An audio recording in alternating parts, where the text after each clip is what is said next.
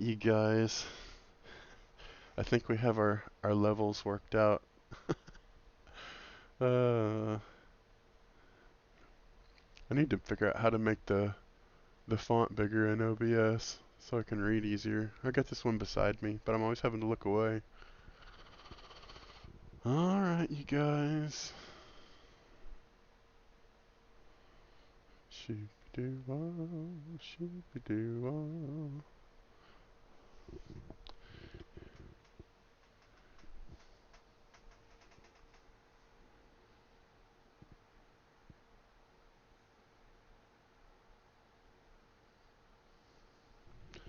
Shoot, doo, doo, doo, doo. Testing, testing.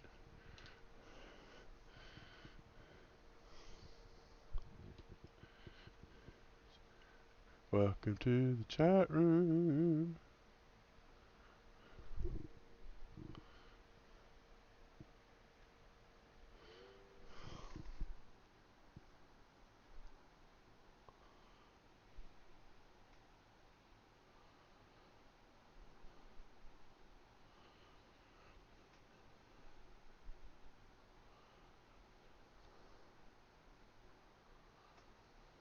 Mm-hmm.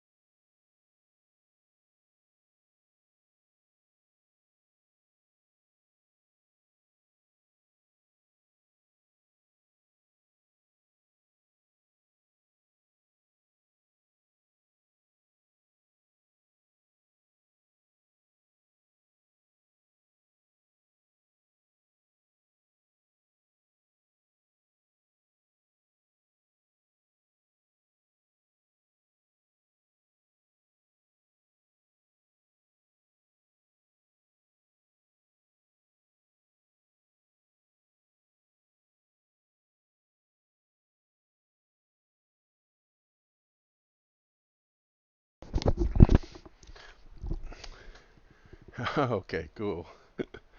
Good to know. Mm, yeah, I'm here. Let me see what you're saying. Yes, I can hear you. I had my mic off. I had to go to the facilities. All right. Oh man. Well, this is that really cool looking little square with the blocks, and right now the uh where are you? He's here somewhere. Kosie's kind of just chilling over there. But I actually have the zoom. I got that boom stand going, and ta-da! And I just kind of move the table around for the just to sort of kind of get in the sweet spot for that. And if I'm doing the shadows, do that. And of course, you can get a whole lot better look of that. You can kind of see the shadows. Right now, the strings are just flopping loose because I'm about to take the pit guard. About to take the pit guard off. But got that going on. Yeah, man, they do look good, man. Get us a bigger view. Mmm. Yeah, man. This thing's gonna be confused with the amount of light I'm throwing at it. I can actually see pretty good with the softbox light. Mm. I'll keep backing screws out. Is the level pretty good? I definitely feel better hearing from you about it. If it's a kind of on average, is that one over the? No, yes, it is the Makosi up on the boom stand, and the boom stand was over by the PC. I've ended up running it over here behind this light, and it's actually I ran it around 180 degrees, and it's right in the middle of the sander. I put it here, and I sort of visually split the difference of when it pivoted one. I kind of had the upright in the middle of those, and it aims right at the sander. It's a little difficult, just like anything, but yeah, it works. Pretty cool. I mean, it's something. It's something over there. I was looking at putting the sander back here, but it's like, it's like not very great. Ooh, we can get us some looky loo lights over here, which I'll immediately block them out with this thing. But mm,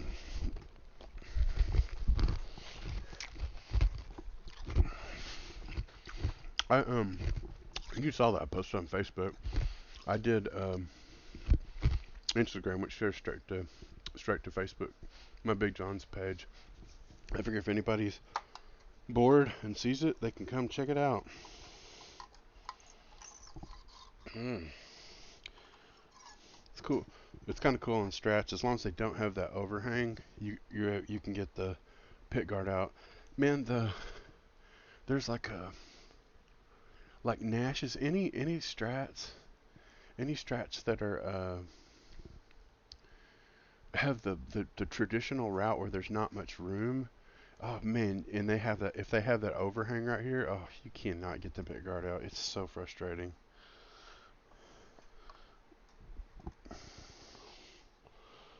Mm.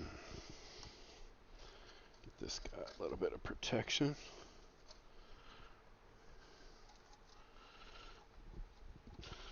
Hmm.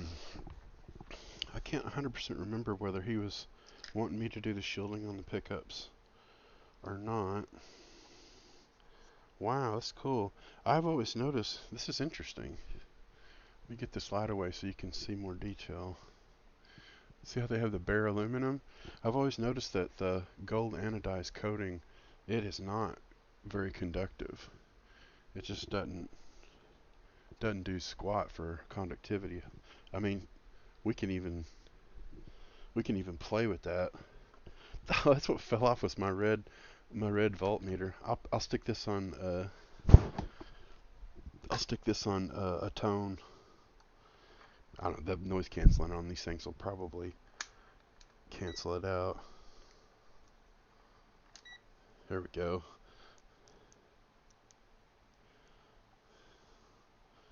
Should be making us.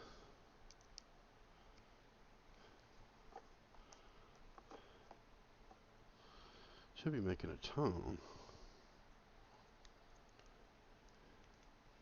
It's just stuck on. It's just stuck on 0. Like it's. Oh, the pointer's going the wrong way. There we go. That's funny. Does that come through the microphone? Sort of in the vocal range. Yeah, cool. Yeah, let's check. Like, yeah, definitely the aluminum part over here making a sound. Back of the pots, back of that because it's screwed in. But check it out, dude. You can see on the camera. Watch when I get over to the aluminum. It starts ringing right away. Yeah, every time I'm working with these anodized pick guards, you always have to scuff around wherever you're going to have the foil come up and just make sure it because the aluminum inside, of course, is conductive. It will shield as good as anything. Uh, but if you can't get ground to it, it doesn't work. It's kind of a little problematic.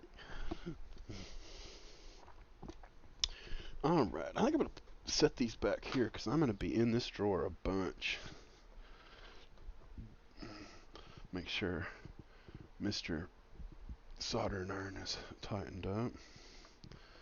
Make sure his little contacts are good. I've actually been running the soldering iron. I used to run it close to like 800 degrees. I've been running it more like around 600 degrees, about half as hot as I was. And because I run hey Chris, Kitty, shout out, welcome man, good to see you. Nice.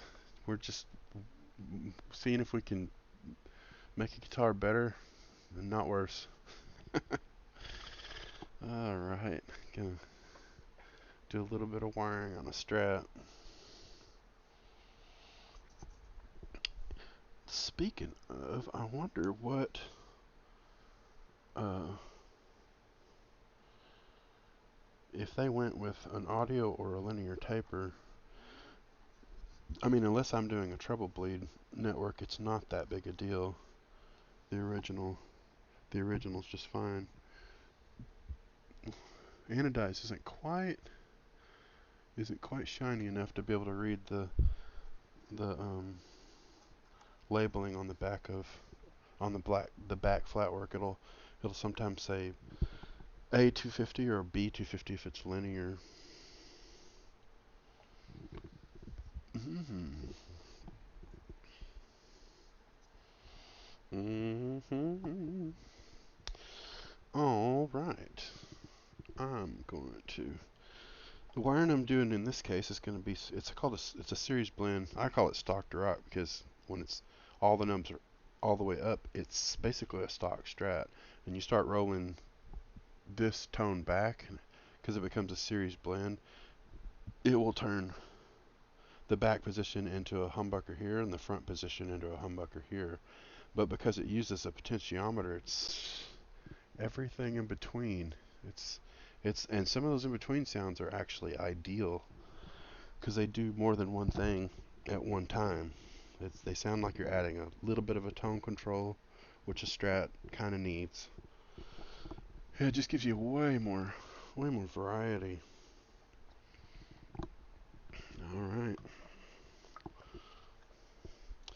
let's get out some solder and stuff. Gonna get out solder. Gonna get out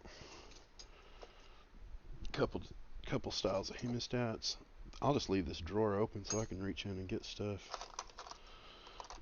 I know I'm gonna want these tweezers. I shouldn't put them in my way until I need them. I definitely want a 10. 10 the lead on this guy though. Definitely hot enough. Working. Mm-mm-mm.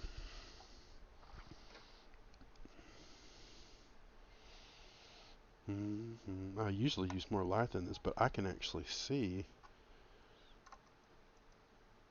just fine. In reality, normally I'd feel like I couldn't see if I didn't have my uh, LED work light shining right on it. Get kind of used to it.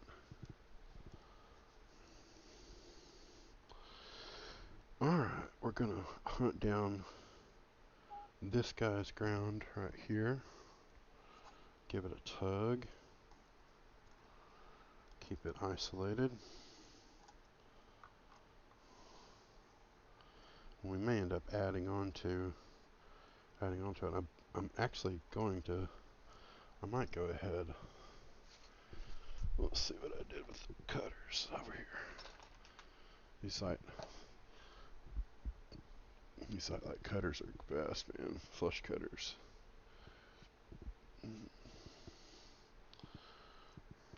Definitely is. Right there.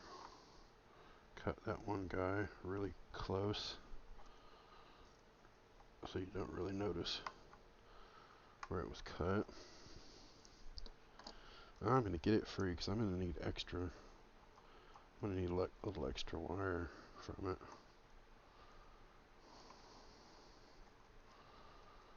See how far it goes. Might just make it without. Probably gonna have to turn that pot around so I get a little bit more. And it's got enough wires for me to turn it around, so I may turn that one around just to get access to those lugs on the other side of that pot. Strip this guy back a little bit.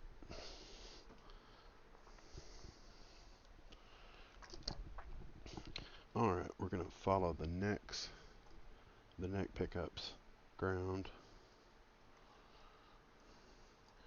I'm gonna push. There it is.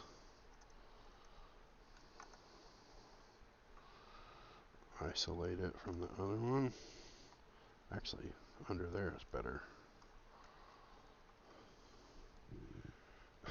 What's funny is I can almost look at the monitor and see better than I can with my eyes, because the cameras be able to amplify the amount of light. I've never done that before, but it surprisingly works. Cool. I'm actually going to cut this whole wad off here, and I'll put the ground for the middle back with it all. Let's see. Some out of my way. That's another thing that's nice about these particular flush cutters is they're good for coming in and making clean cuts right through solder off the back of a pot.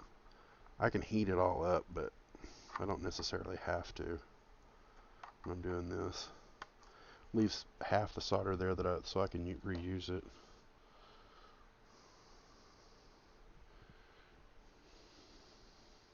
I mean, I have plenty of solder, but like not the point of saving it. But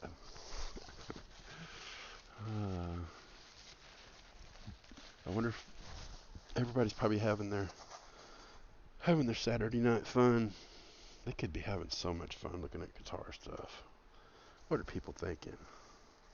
Probably listening to loud guitars is where it's at, man. See, that's plenty hot. It's knocking it's knocking that high zinc solder loose on these wires. So yeah, it doesn't really need to be. It doesn't really need to be as hot as I've had it. Sometimes you have to have it really hot to solder a wire to the back claw of a tremolo claw and a Strat. Oh man, you have to get those so hot. All right, we got Mr.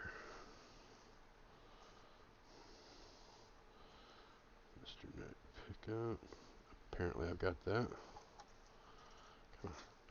Yeah, that's it. So this guy is actually going to take advantage of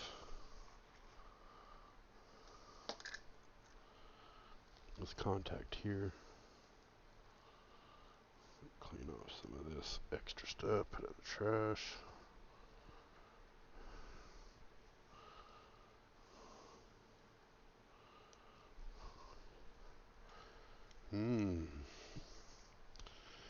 Set that out the way.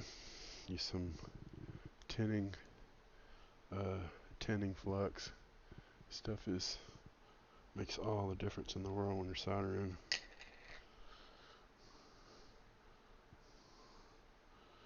Add a little bit, just a touch to the wire, and it makes it just drink up the solder. Makes it behave. See that one I've already stripped.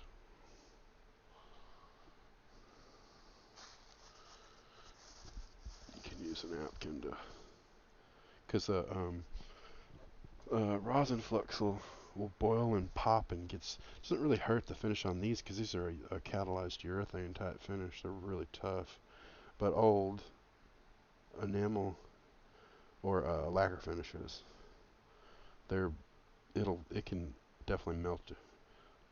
Puddles of solder can leave an indelible mark in those. You can hit it a short time and it doesn't burn it, but if it lays on a big blob of solder, ugh, always makes a spot. Most people's old guitars are already beat up, but the last thing you want to do is drop that on a vintage Strat. uh,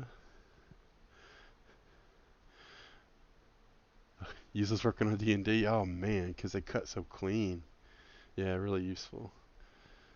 I'm gonna have to get your help to make my font bigger in OBS later on, because I'm like, I have to stop and just like stare at it to be able to read it. I want it to be real big so I can just glance and see it. Of course, it'll fill up way quicker, but uh, also you just glance and see it real quick, so you're not really having to backtrack as much. We'll figure it out. Okay, this is the bridges. I'm gonna. These positives can stay soldered to where they're at. They're fine where they are. These guys can go together. I'm probably gonna join the neck straight to this one's ground and then run this one by itself over here. Although it may be the longer of the two. It might reach on its own to where, yeah, see, I could just use the necks because it's so long. I'm gonna do that. Go with what works, right? What is the route in this? I don't think it has. You have to get the. Oh yeah, it's pretty wide. It's got like a little bit a wider space and then a little bit of slide space for them. Still gonna have to get the wires centered back up pretty good just to get it back together efficiently without fighting too badly. Mm. I think all the slack of this, they've got slack going back that way, but I always like them going towards the switch because it's less to get uh, tangled up. And this ground wire is going to go back to the back of the pot again. I mean, this ground wire. This is the middle pickup. I wish they'd make the middle pick up like a green wire or something so you could see it. They always ground them all in the same place, so it's black's a great color because they're supposed to all go to the same place. Mm. Gotta learn to do this stuff so you can stop bugging you. Yeah, I mean, I think I really think you'd enjoy some of the stuff. It's kind of a meditation. It's very cathartic. Just take your time. Don't eat the solder because it'll poison you. It's made of lead, or at least I still like the kind that's made of lead because it works. That high zinc solder, oh, that stuff is so awful. You have to get everything blazing hot and it melts the insulation on wires. Oh, it's just a pain in the neck, man. I'm gonna cut. I'm gonna cut the middles off and get a clean, fresh solder joint out of this one. Strip it a little longer because it's gonna go to the back of the pot. Mm.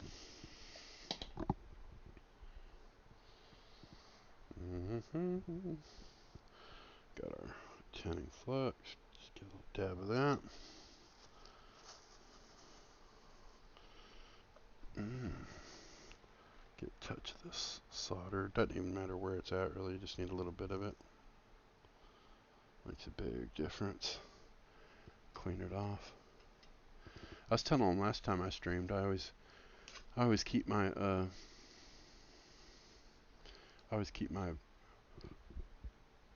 steel wool wrapped around a ceramic magnet, and it's just stuck to the back of a cabinet scraper, which I have taped to the table. But it just gives me something dry, so I don't have to have water to clean the tip and keep it clean and ready to solder. Hey, you can see our thermostat lighting up. Is it Heiko?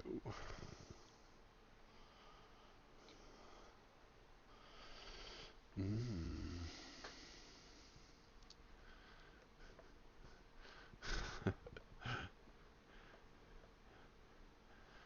Awesome. See, I'm having to stop and just like stare at the screen to read. I can't do that when it starts getting busy. It'll be crazy. Uh, I'll just get to. I'd have to get to the point where I just ignore it. I'm like, I'm sorry, I can't bear the chat. I can't be social. I can't handle it. Uh, it's not that I can't handle it, I can't see it. Don't get old, kids.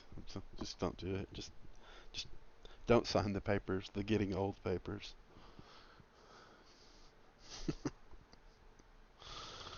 You won't like it. It's no fun. Now, my other concern was this wire long enough to get to the neck? There are other tricks you can do. Not quite. So I think I'm going to take advantage of the longer neck and get some heat shrink. That's the middle. No, this is the bridge. This is obviously the neck. That's why we say we're different colors. I'm going to go ahead and twist them together so I know which ones they are.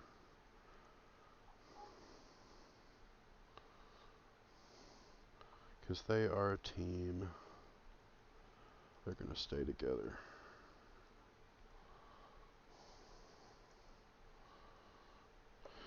I'm sure there's people that can do wiring fast or whatever, but I just don't get in a hurry. Um,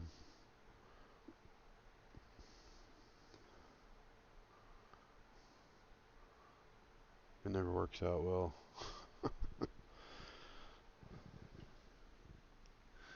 A little bit of light, just to help me see with my dim vision.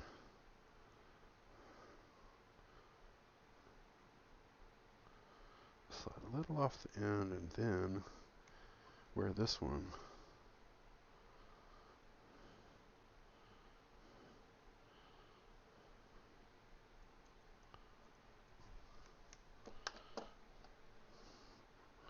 starting to question if the neck is long. Oh, it's because I have it. It's because I have it wound up with the bridge. I won't wind it as much as that, and then the neck one will be longer. Yeah, that's the trick. Because it was plenty long enough on its own.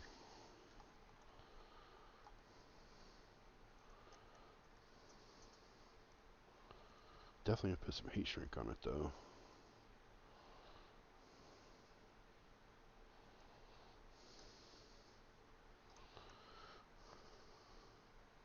Now I'm going to.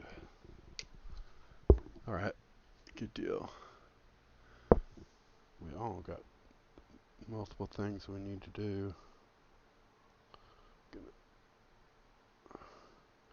strip that and make myself a place for this wire to solder right here. And a lot of that is where your hemostat's coming. I'm gonna get the longer ones. Sometimes I like the straight hemostats just because they have more flex. They're good for clamping two things together because they flex and don't crush it. There's just more there to flex. Clamp those into one another. I should just. I'm actually gonna put heat shrink on there, so I should just go ahead and pull that insulation off of that wire.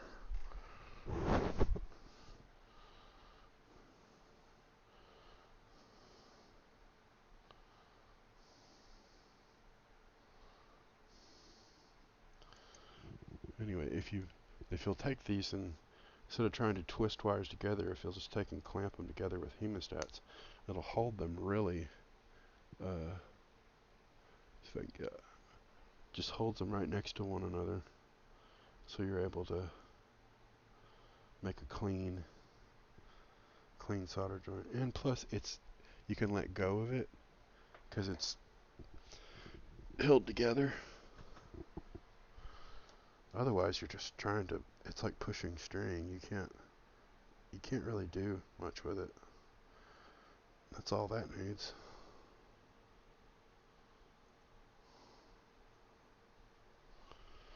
Clean the tip off. Here's another tip. I'm saying this last time. I stripped these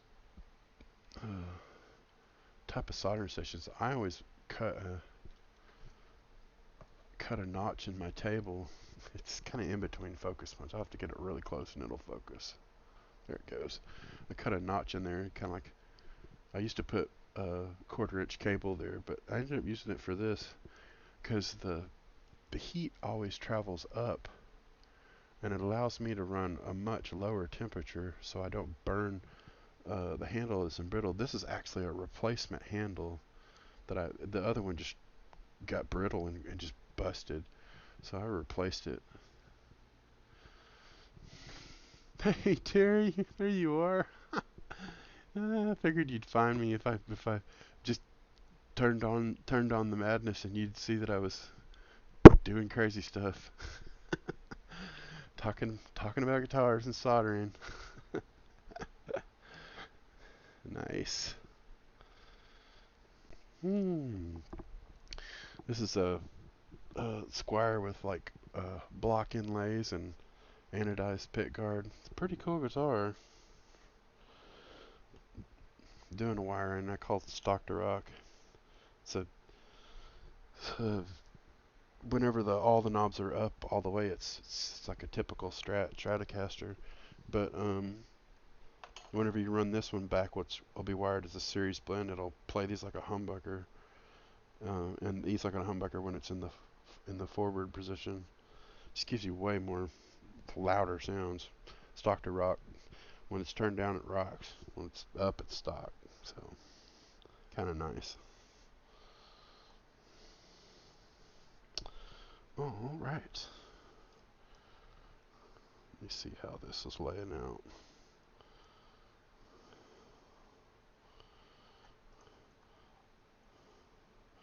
definitely reaches. I'm gonna need a little bit of heat shrink though. It's an insulator.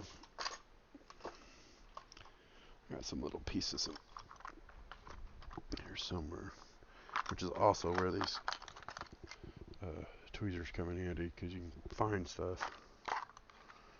Yeah, that's a good piece right there.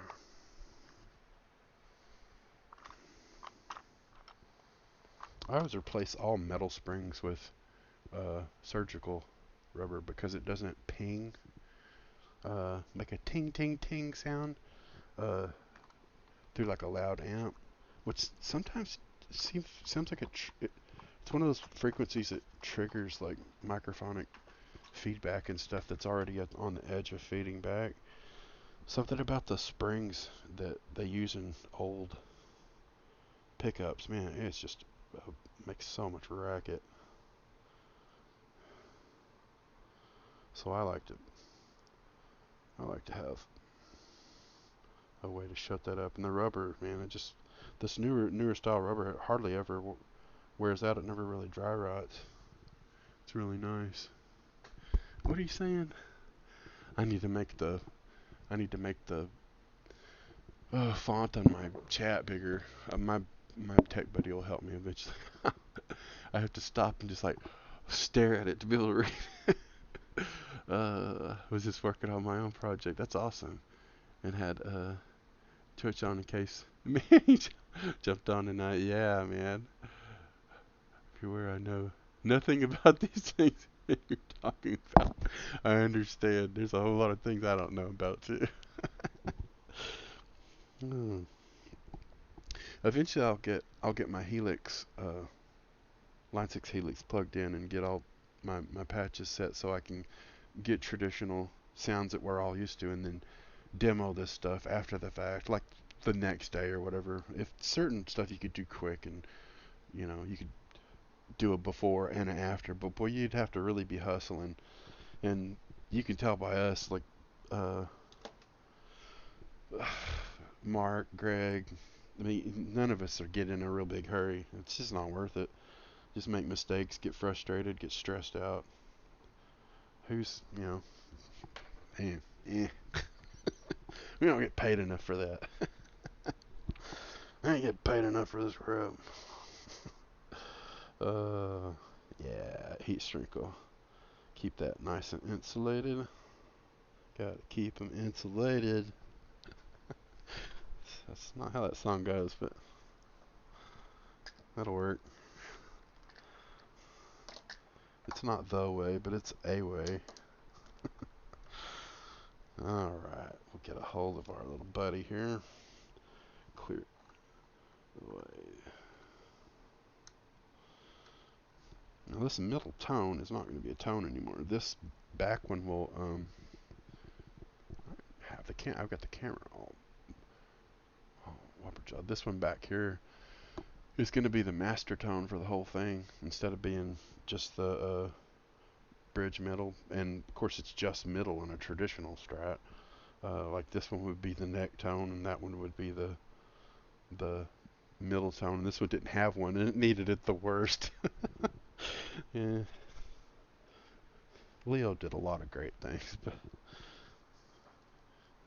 nobody was ever supposed to turn them up as loud as they did, and they weren't supposed to sound so shrill. And so it wasn't a problem when he designed it. It's not like he designed it wrong. Everyone just started using it wrong. Long live rock and roll. Oh, yeah. The learning never ends. It's the more you get into something, it's just bottomless pit of things you can experiment with, try. It never ends, which is fine. It's all part of the journey. Also, worst case in chat font, we could always rework. You're late, yeah, yeah. Just get it in a different place, in a different. I mean, I could be running it on my phone too, right next to me, doing the stream manager thing. I was already overwhelmed enough. just make it work. Yeah, man. Alright, this tone control is not going to be a tone control anymore, so we can start pulling its wires loose. This is just a jumper for that tone to be able to borrow that capacitor. Uh, it's not, it isn't necessary, it isn't needed.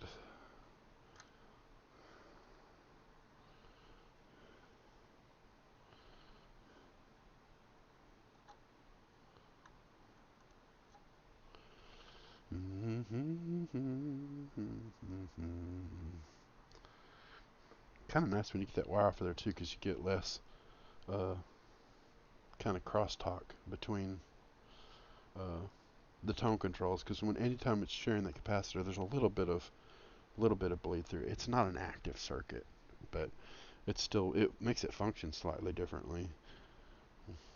Kind of nice to have it. I'm gonna go ahead and wire this as our master tone. Let's put it over here in the middle with our buddy, the output wire.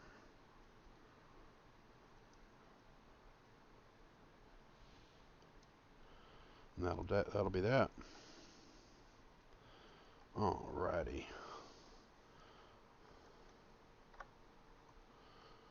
Well, volume pot this lug out here's normally the uh, one that grounds, but on this circuit it's the other side that grounds. I'm gonna leave these ground wires together. They are a little small. They aren't very big. They're probably about like the Hondo when we looked in there and we're like, wow, those are little bitty. These are pretty, man. They're smaller than a dime. I think that's how you explained the other ones. These are little bitty. I know my Bourne's mini pots aren't quite this small. Yeah, they're a little bitty. But they usually work pretty darn good. You can't hear any audible difference in them. Alright, we're not going to be using this tone jumper to the switch.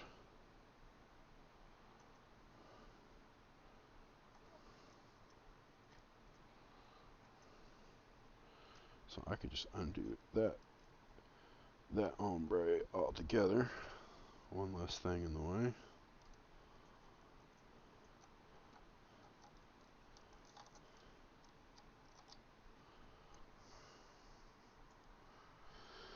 Alright, now all the lugs on that middle knob are clear.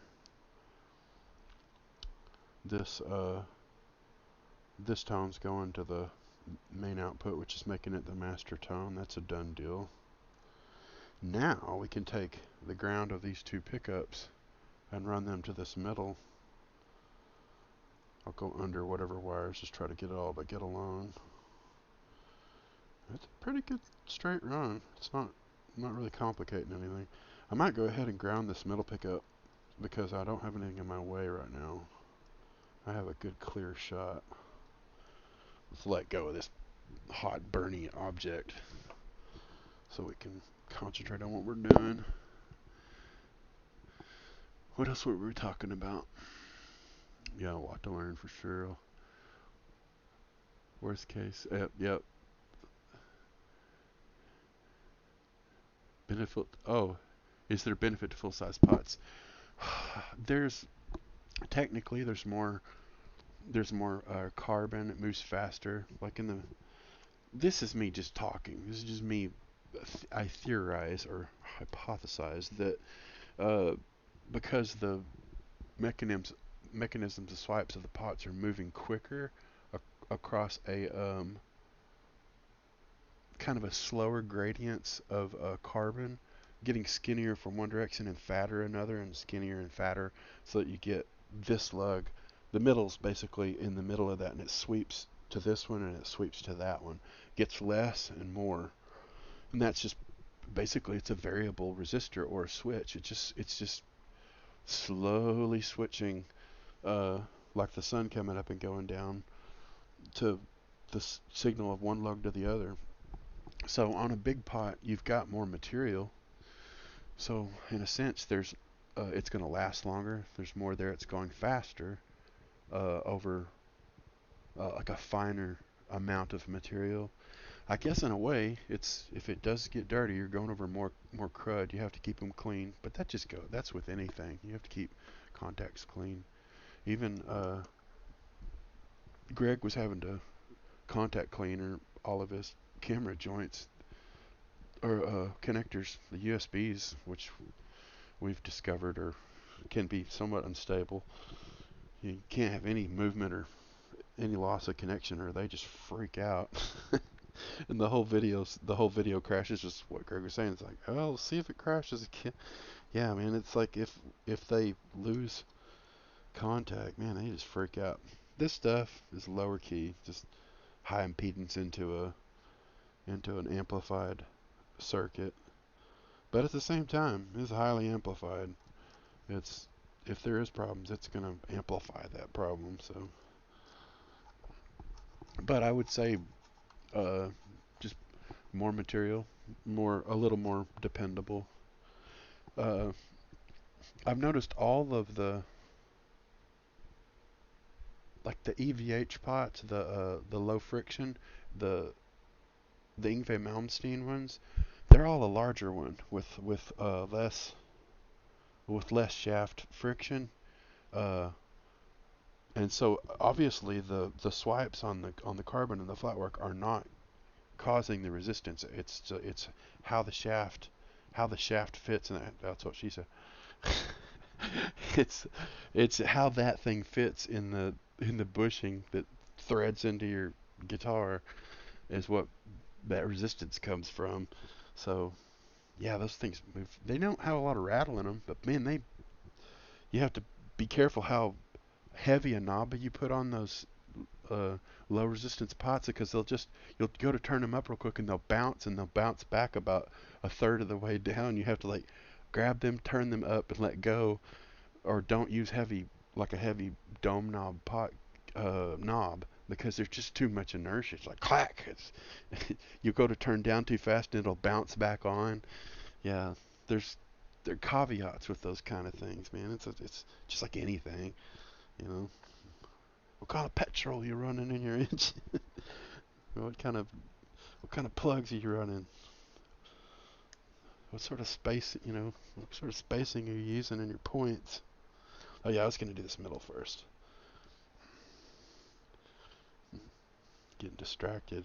I'm having fun getting distracted though. This is kind of great. uh, grab onto our buddy here. Actually, I probably just use a popsicle stick. These are your friend in soldering. It's just a chopped off uh, popsicle stick. Because popsicle sticking isn't going to burn you. You just make sure you got some fresh solder where you're going to be putting it. Now I'm definitely that you get a puddle of that high zinc solder and all of a sudden you got to turn up the heat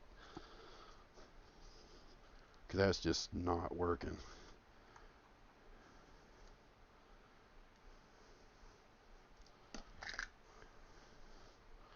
All right.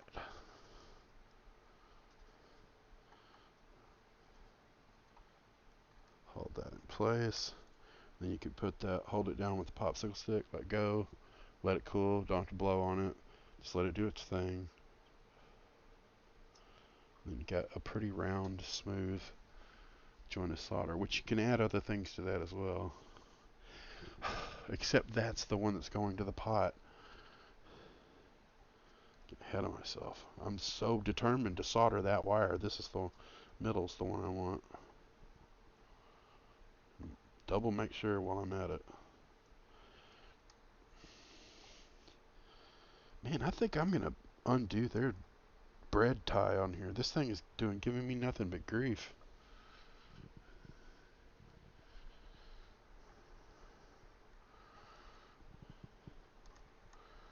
I can't I can't just distinguish wires from other wires because they're all clamped together. I can put them back together when I get done.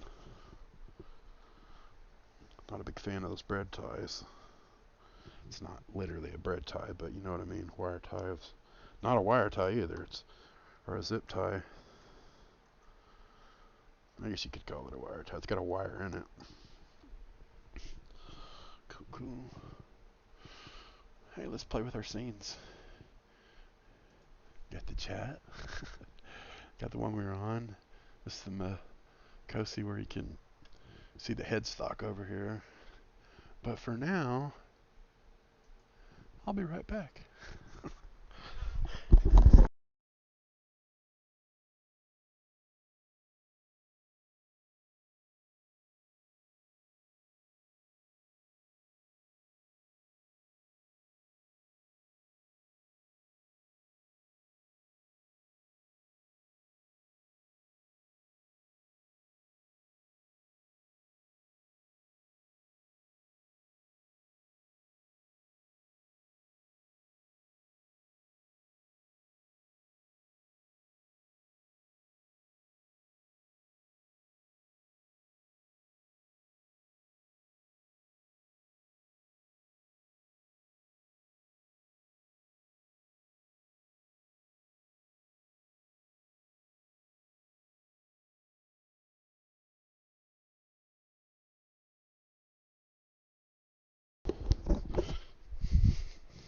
Hello, hello, hello. Get a drink.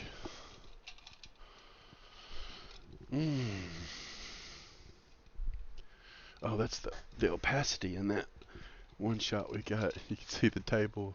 You can see the table in there, running up and down. What direction does it go? This way? There we go. That's hard to do. Mmm.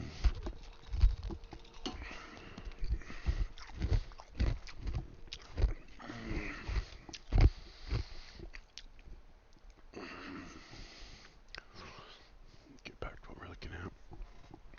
This shot's a 720 back here, just in case I end up sanding or dremeling on something. I got the Dremel hanging back here. And all the Dremel bits and stuff back there. Keep all that dust and stuff back there away from the work table. It finds its way everywhere, but we can fix that. Awesome. Always good news. Especially now that you can have a different layout. Wow, yeah. Yeah, this is the first time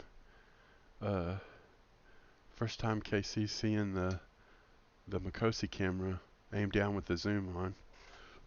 It's kind of fun to play with it. I'm not really doing anything with nuts. I can play with that for a second. I can not zoom it. Of course, it's got a manual focus, but I can get it focused. Whoa, it's touchy. Yeah. Yeah, you can see the solder here. This is that tinning flux. Yeah, it's a much wider shot whenever it's not zoomed. That's the neck cradle. Interesting. Not really using it right now, but it's there. Just leave it in the scene. Get that out of there, because that's just blasting your view. All right. Hey, Terry. So is this your first official? No, it's a second. I did another haphazard one just like this the other day. Just wired something. What was I even working on? It was a cool. It was yours, Casey. It was your green Les Paul. Cool guitar. There's a bunch of push-pull pots. Yeah, man, awesome. So this is the second, and I need to get some time in so I can get affiliate, and appreciate you guys hanging out and watching. You know, keeps the numbers up. Be able to, do this thing official or whatever. Put the information out there for people.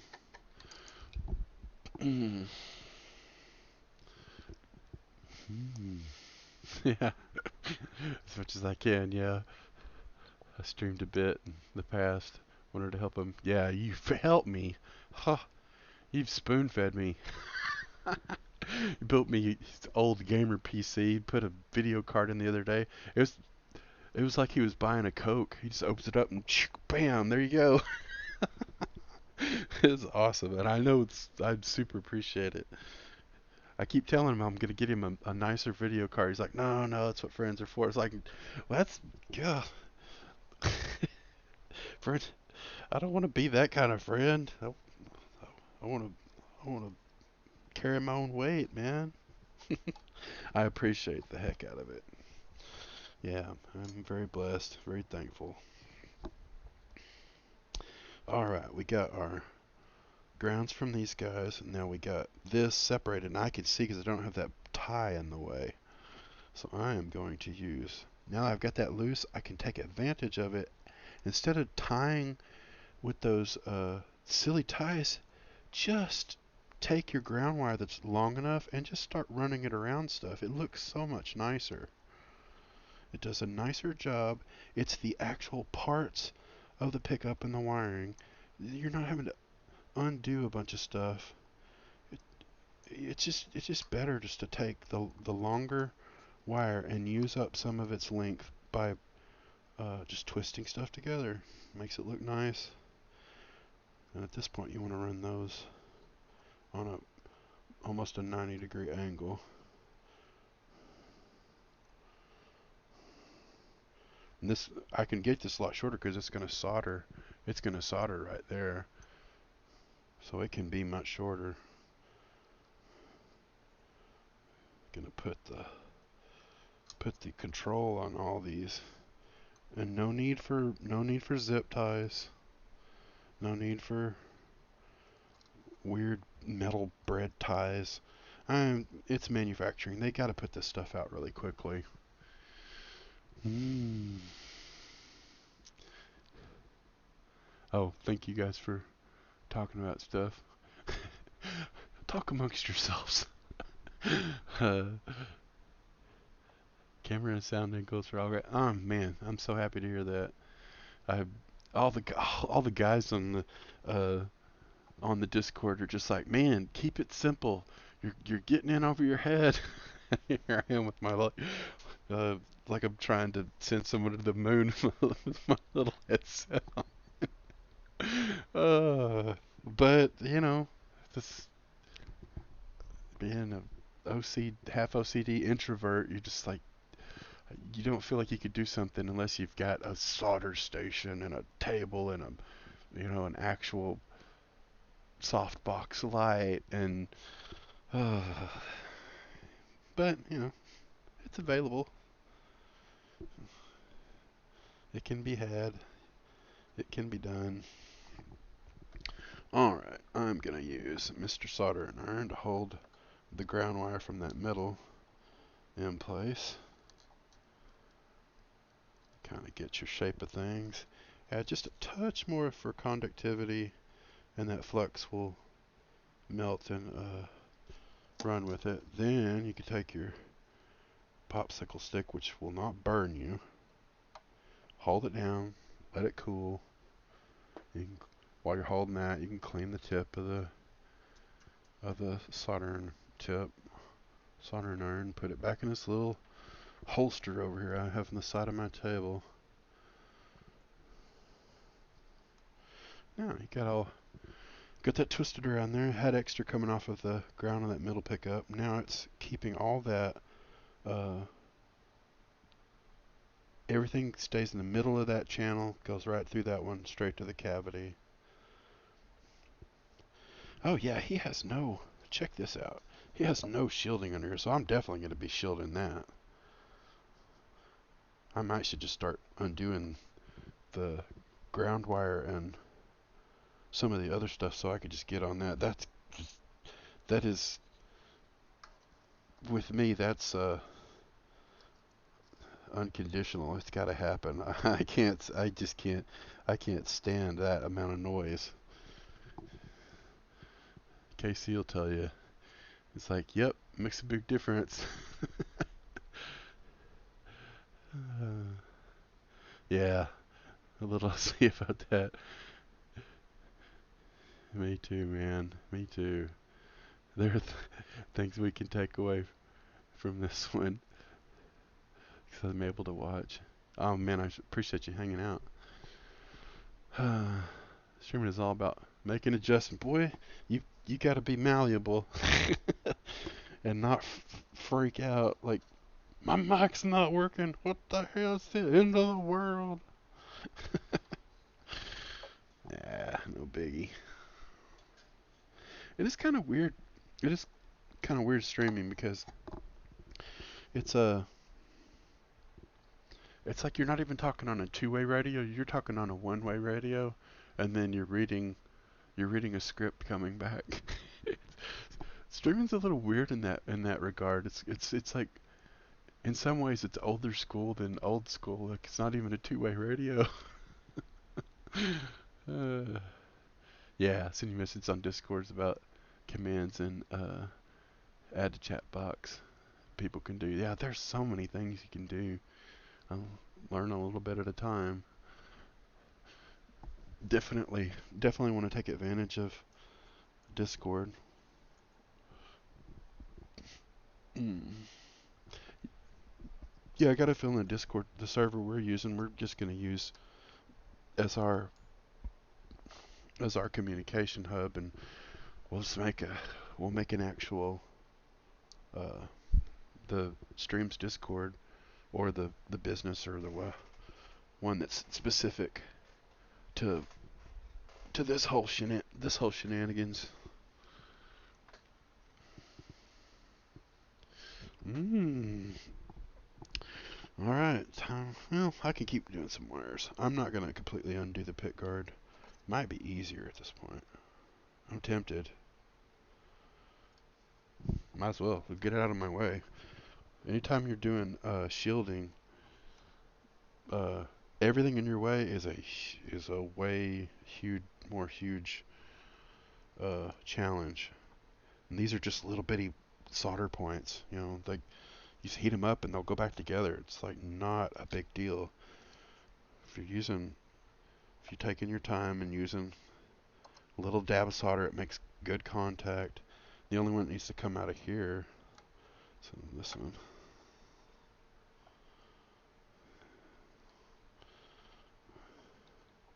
Get that loose. That's the one going to the jack. This one goes to the claw. That goes to the other pots. That's fine.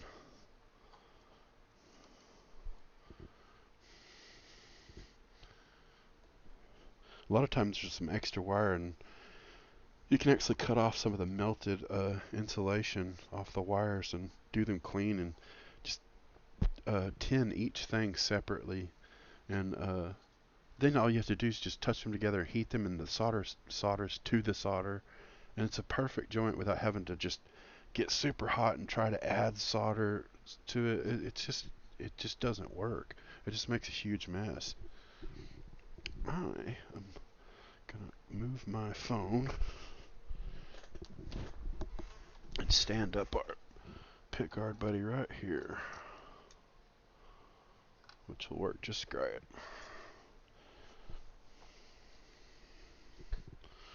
And I always keep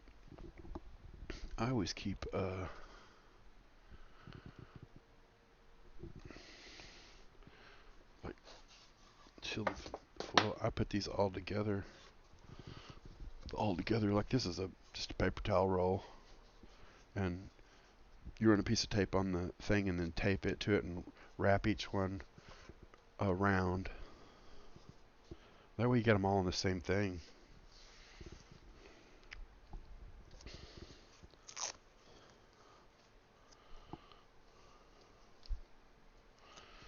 Let's see.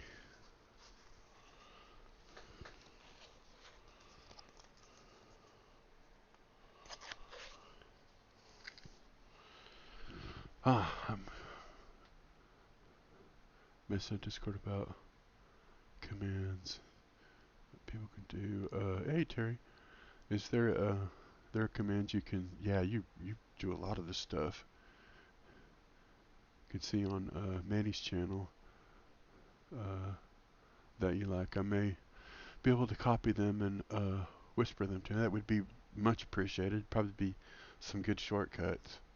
Probably help out a lot. Sometimes I get just goggle eyes looking at some of this stuff. I mean, I know it's simple commands, and some of it looks like code to me. uh, I successfully did a raid off of uh, my first one, and B Bumstead raided to me, so some of you guys were in that one. I guess you weren't because you're saying, is this your first trade? So you must not have been in that one. That's all right. Uh, but Mark had to do this space forward slash. He had to tell me exactly what it was, and I finally got it. So I don't know that I did it as much as he did it, but it worked.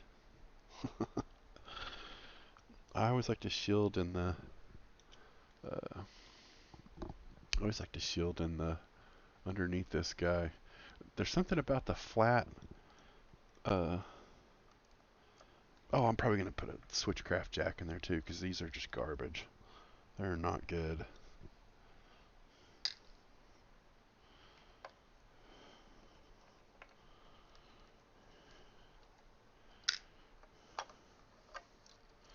Pull that through. Yeah, there's something about the amount of metal that flat blade is when it's just open to the wood and open to radio frequencies and just static. It's a lot of that when you let go of the guitar. It's just all these open contacts, the open lugs of the pot. But in a Stratocaster, you uh, all the well, you can see in that one, the Makosi Cam, all these wires that run uh, along here are they're just coated wire. They're vinyl like PVC coating on a bare wire, like stranded wire. So they're just open. They're just open to noise. There's so much noise.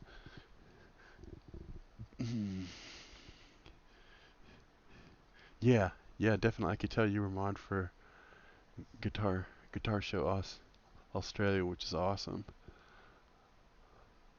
Ever there anything you want to know? I appreciate that. I enjoyed that stream. It's a hoot, man. It's so great. Are you in Australia? I mean, the world's internet. The world's a tiny place now. We all can talk almost in real time with hardly a delay. Yeah, that's what I thought. Yeah, there's a singer-songwriter, Dead Side uh, Dead Side Blues, that he's in Denmark. He's an excellent songwriter. He does all really great covers. His mod is in Minnesota, I think, or Ohio. Super nice, super helpful too. Uh, yeah, so it doesn't really matter where you're at.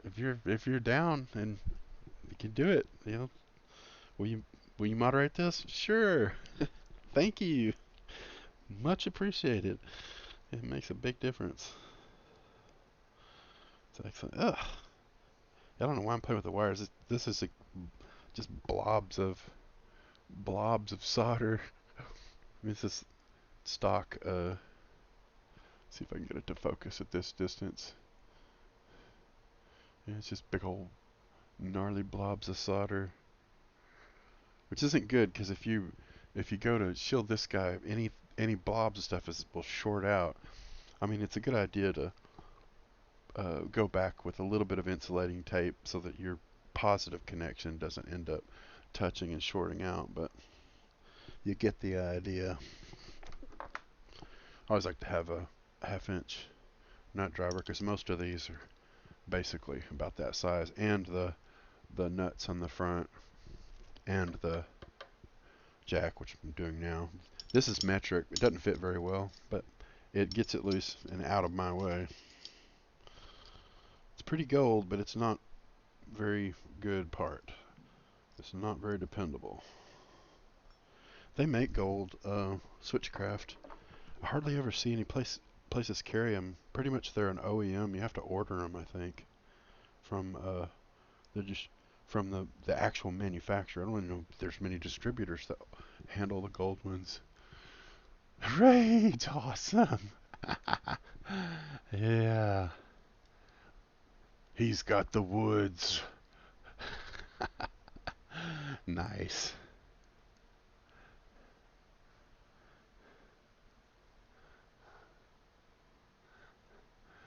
So he's been lurking the whole time. I didn't even know. I don't have a manager open, so I don't see who else in here. It's just too much for me to even think about. It doesn't really matter. I would have been giving him a hard time, and he would have liked that. I didn't know he was here, but totally get it though. Just go see what the new kid's about. What's going on with this guy? This Big John, big dodo head. Ah, I'm OCDing twisting these wires on a jack that I'm about to unsolder them from. Probably just gonna chop them off, and cut them clean, restrip them to put on a switchcraft pot. It's so pretty in gold. It's not a good jack. I'll probably save it and put it uh in his gig bag.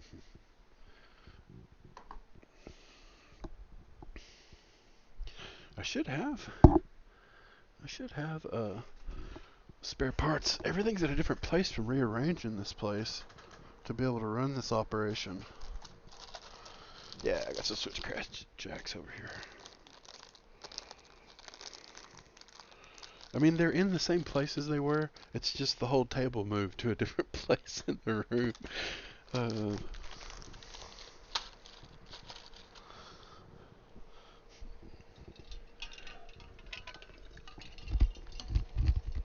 mm, eat some ice for you guys. Noise canceling seems to deal with it though. Mm. I always like to have some kind of piece of wood. Like this is a piece of strip mahogany from like a door manufacturing place. Had a bunch of scraps. I'll grab that stuff and like drill a 3/8 hole, which is like the size of a potentiometer threads, a real like a USA size, um, and 1/4 inch, which is closer to like uh, the shaft where the like the non-split shaft is about 1/4 inch. But the split shaft fit in there good. Just holds them up where you can get at them.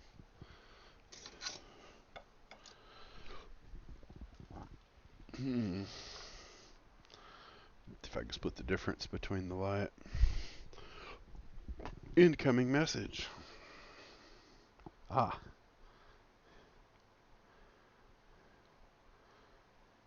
OBS does have the same noise cancellation as Discord does. I can hear you, by the way. OBS does not have that. Awesome.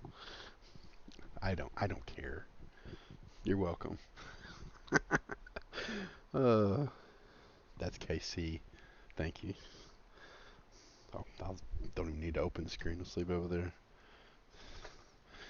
Ah,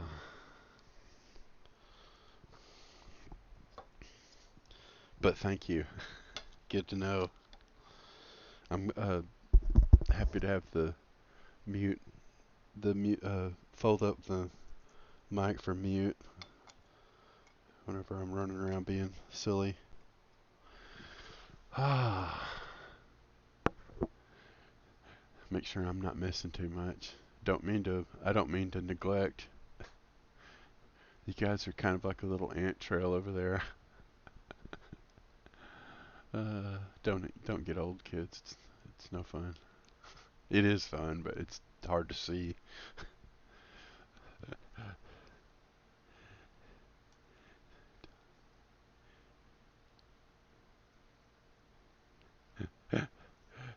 I'm surprised he has told you he's your new moderator.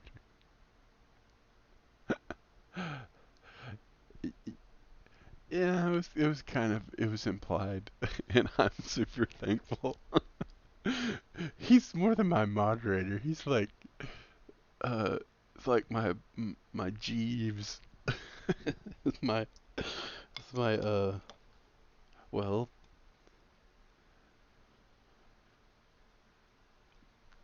what's Casey, what Batman's butler? I mean Alfred? I don't know why my brain won't work. I don't know how I could forget that, but this light is so awful on camera. I guess if as long as I stop moving it, it slowly tries to focus. I guess it's just important that I can see and do what I'm doing.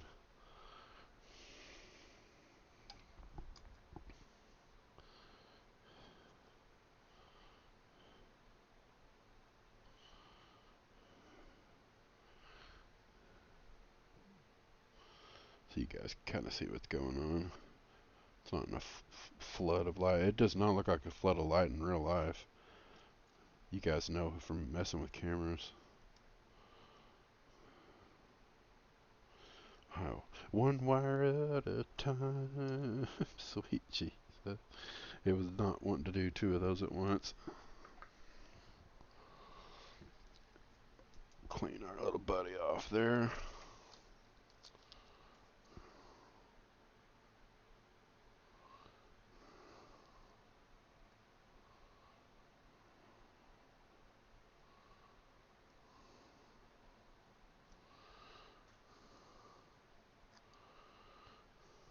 Nice.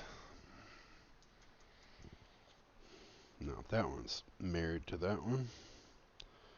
Go ahead and do this one.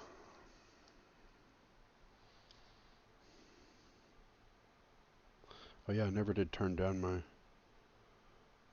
soldering iron from that big blob of high zinc solder on the back of that pot. I don't really need it that hot until I do again, and I'll turn it back up. Alright, we got ourselves a real switchcraft jack, which is helpful. Which direction do I go? Oh, I can't get my brain to work. Everything's backwards in camera world.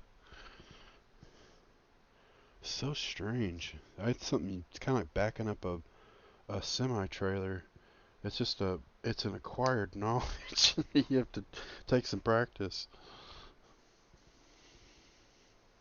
I don't know if you guys have ever backed up a trailer like that, but wow, it can be done, and you get really good at it. But it's it's a disaster the first time you try to do it, or probably the first 10 times you try to do it. All right, that will be good to go. Might as well go ahead and bolt them down in the jack plate.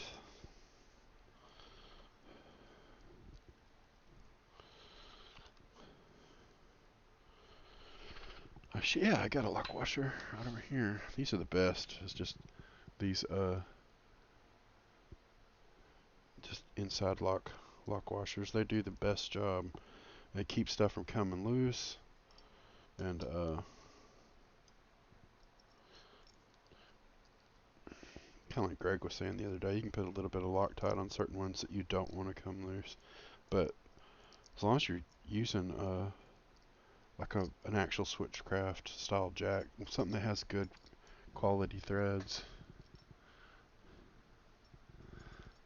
then uh, it just hardly ever comes loose. As long as you can get it locked on there good the first time. Get our buddy the driver. Now this is one of those scenarios where you've got kind of a strange. Where do I go? Oh my gosh, it's hard to drive this thing.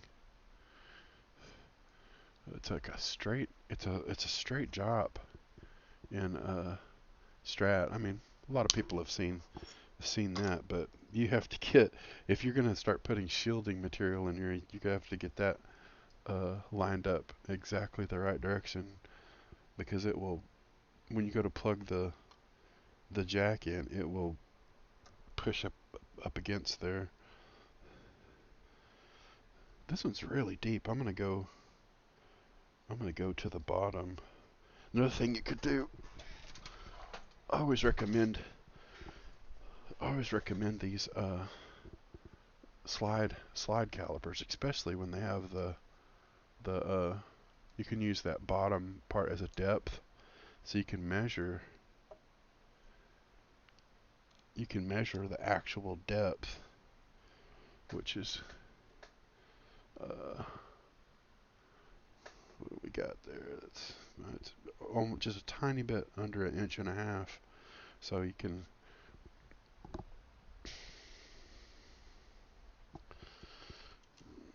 come at it and measure how far. I mean, that's how deep that is compared to that jack, so I know I'm not going to go too far and hit the bottom. There's just no way, because it's so far past it. Here, I'll get right next to it.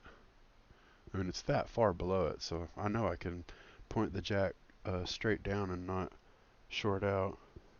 Little stuff like, man, these things, anytime you're routing a guitar for a pickup in a different place and you just need to get everything in the right place, honestly, you can even mount pickups in the guitar if you just measure it right according to where the setup ends up with the string height and everything. You can just mount them right in the guitar and it'll be perfect when you string it up, as long as you measure it, you know where it's going to be.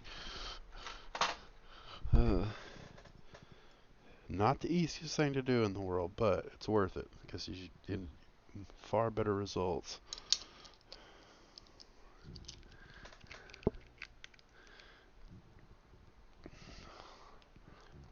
Get that nice and tight.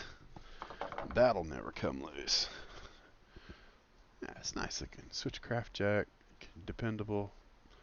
The nut, it's not gold, but it's hard edge, precision, just dependable. It's just better part. I think they sound better. It's not still just making contacts, no major crazy thing, but it's just better. I'm gonna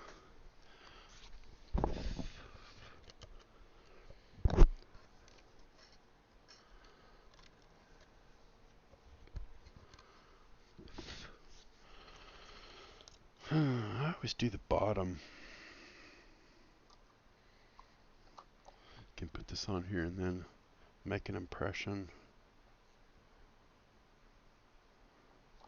and you know basically exactly what your shape is. Get our little scissors. I got some little ones over here. Let's get you guys a bird's eye view of what's going on. Cut it a little oversized so it laps up the sides.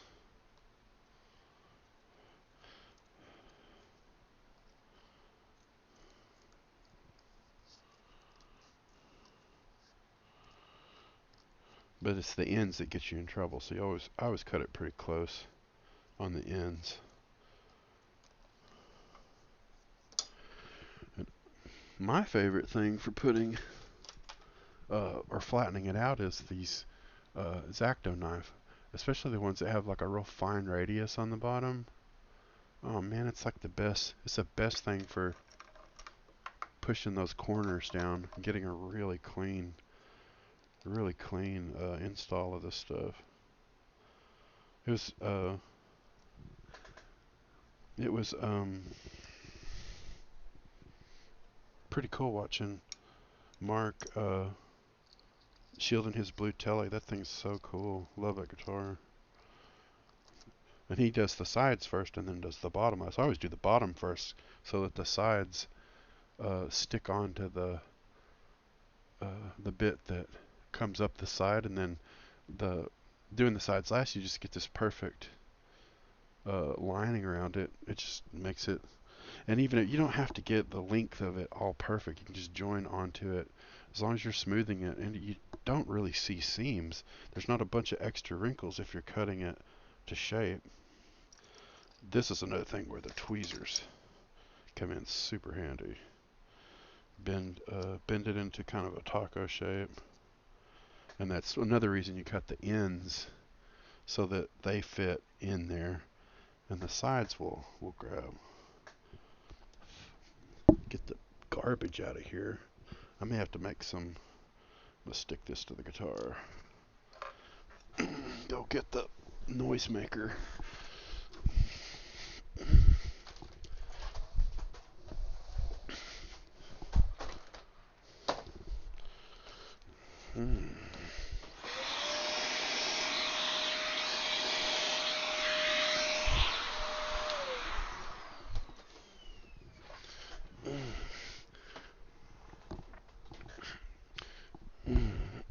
How loud was that on stream? Just as a curiosity. Not as loud as me eating ice, I bet. Noise me not terrible. Well, we'll take that. First goal, get John some noise canceling. He makes too many noises. It's a noisy type of work. It's alright. I guess in some respects it might be nice to have like a certain amount of compression. I don't know where I would add a plug-in or whatever. I guess we would do that on outboard, like an outboard compression, and a different type of, an actual headset might go into compression.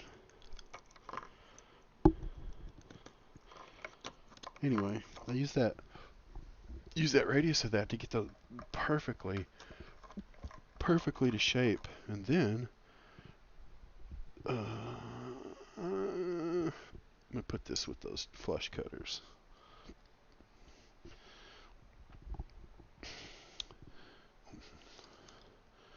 The depth is that, so it's gonna be about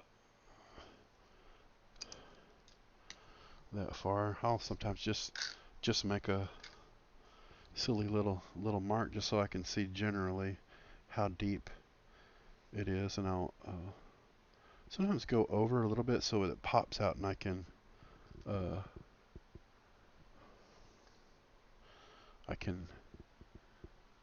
ground to the chrome, in this case gold cover on the ends.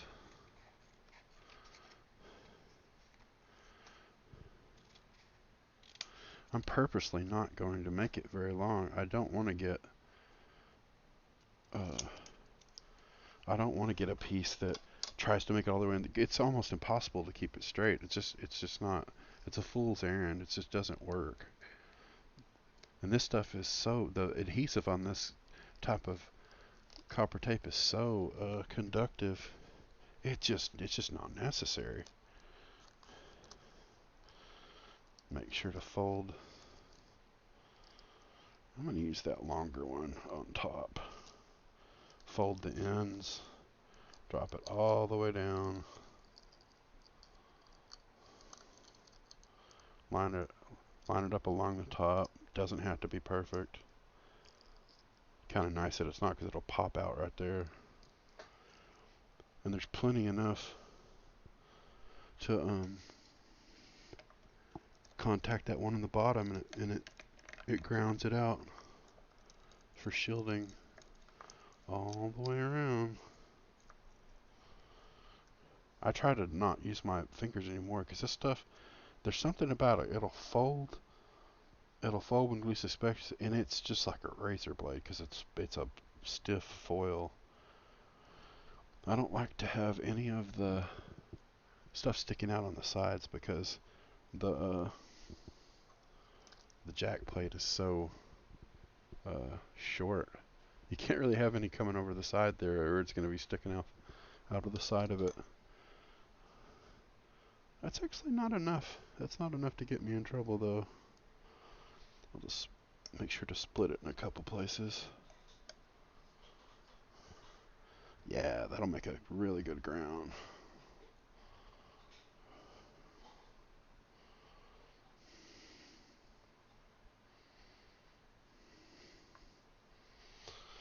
All right. Employ some of this other. Yeah, I'll probably need some other smaller pieces. I'll save it. I made it.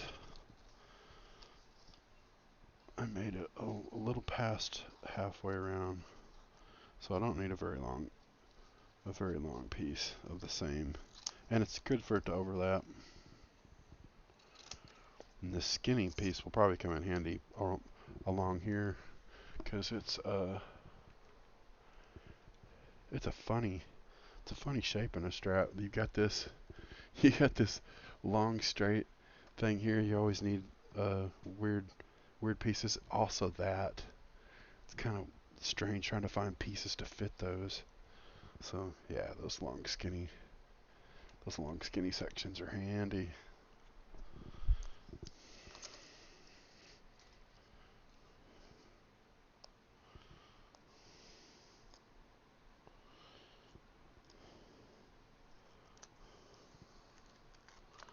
I'll probably take a break in a little bit. Say goodnight to the missus. Oh, I've got my drawer still open. Can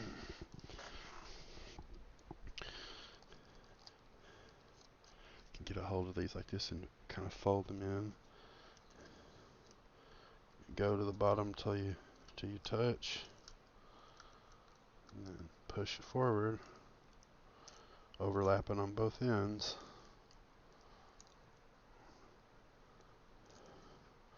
Let that conductive adhesive do the work, man.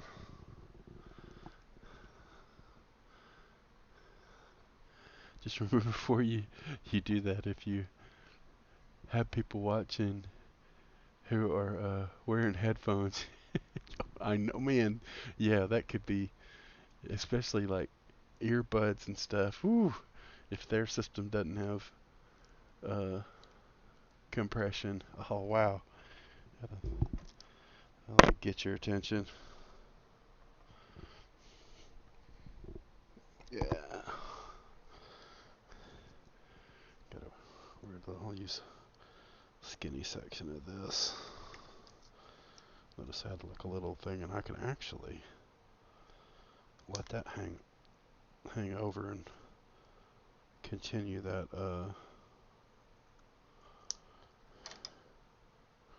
ground right there. More the merrier for that. Get way better. And I'm talking about just dead quiet.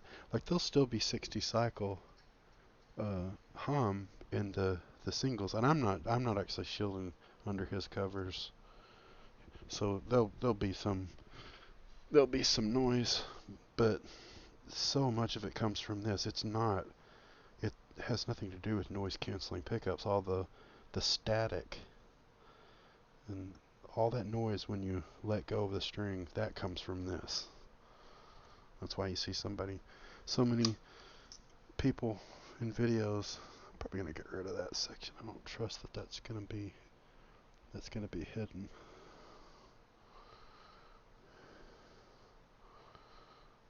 Yeah, that'll work.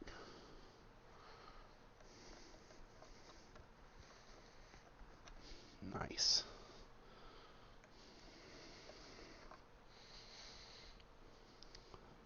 One tiny compartment done. Yeah, it's like watching glaciers move. Stuff takes so long. All right, I am going to go use the facilities and tell the missus good night, and I will be back just a jiffy.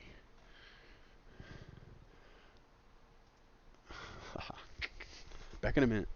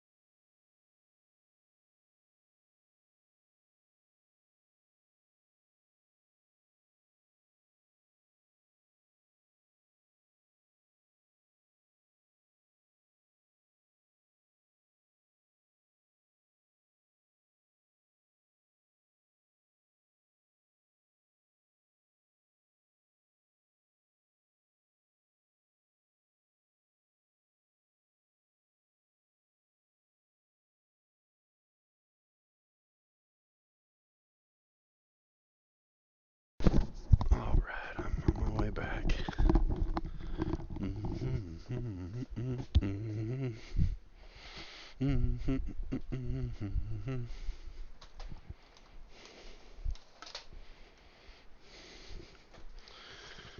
All right, all right. Technically, I'm back.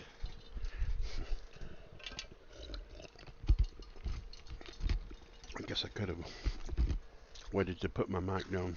I'm done eating ice. Shouldn't need this for a little while.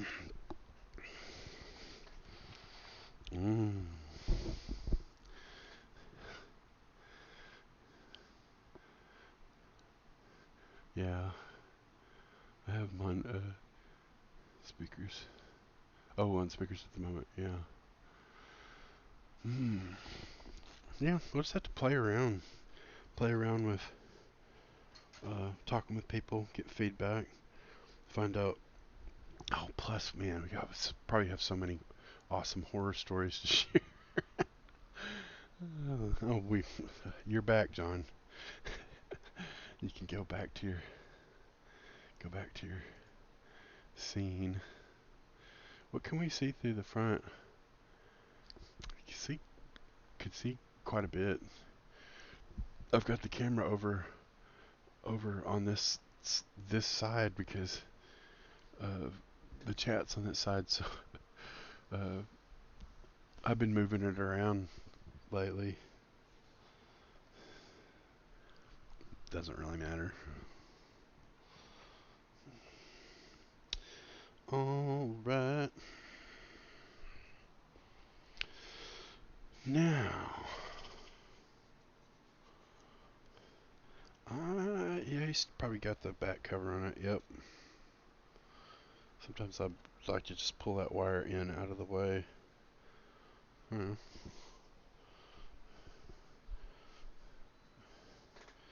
Oh my goodness. Sometimes stuff is a challenge to not beat up guitars. Gotta take your time. All right, I'm gonna stand that up right here.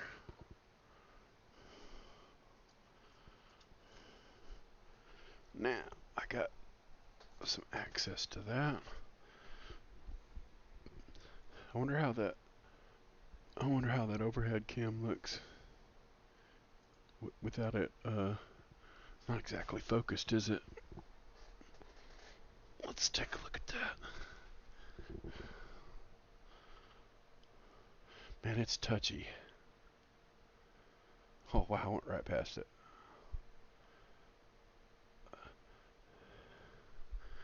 There's a bit of a delay in that one. Like you can see it's like after the fact. So I'll end up going past the focus because it's actually about half as not half as yeah, maybe like 50 millis 500 milliseconds, maybe like 300 milliseconds, I don't know. But it's a little delayed. So you go right past the focus because it's not in real time. Still looks pretty good though. I think Casey's right though. Should get one of those cool older camcorders that he was telling me about. Good price, good picture, clean HDMI. Oh man, thanks Armand. Oh man, baby. That's friends of the Aussie stream. Happy to have you. I don't have my chat manager on or nothing, so I don't see who's lurking, and I don't mean to.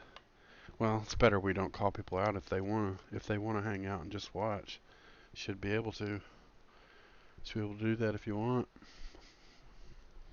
Totally believe it's a good hangout. I am gonna pull that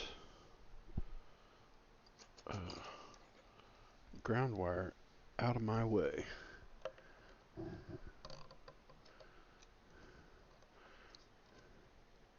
And then I'll put it back when I'm done. Just much easier to shield. I always try to put tools back where I keep them for the most part. For one, I'm not hunting for them. Tweezers over here. I don't think I'm stripping any wires for a little bit. Let's set that back down here. Well, I'll put it on the table over here.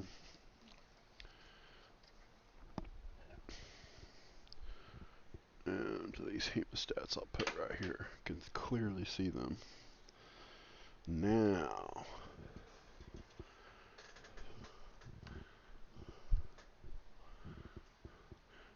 we're not really working on the headstock down here, but I just was curious. I was curious how it looked with it not zoomed in. That'll come in handy for doing setups, filing nut slots, because it zooms pretty far. It does pretty good. Like I was messing with it earlier, and I could see the shadows. I always use like the shadows of the light. This thing is, it's a really kind of overbearing LED light, but it's a one light source, so it will give you a clean shadow. Like to my eyes looking in front of me, I can see very defined shadows because this isn't like a diffused light. It's a one source of light. You can also make these with uh, gooseneck material and or just a piece of coat hanger, something flexible, and a wire running up to the end of a LED, one of those, and just get the voltage right. Usually, it's just that light just points from one point straight, and it gives you defined shadows, so you can use those to gauge the height with shadows when you're roughing in nut slots and stuff. A bunch of cool tricks. I have some odd methods. I know the guys will be like, John's got some strange methods, but they're foolproof, man. They work every time. Whereas sometimes when you're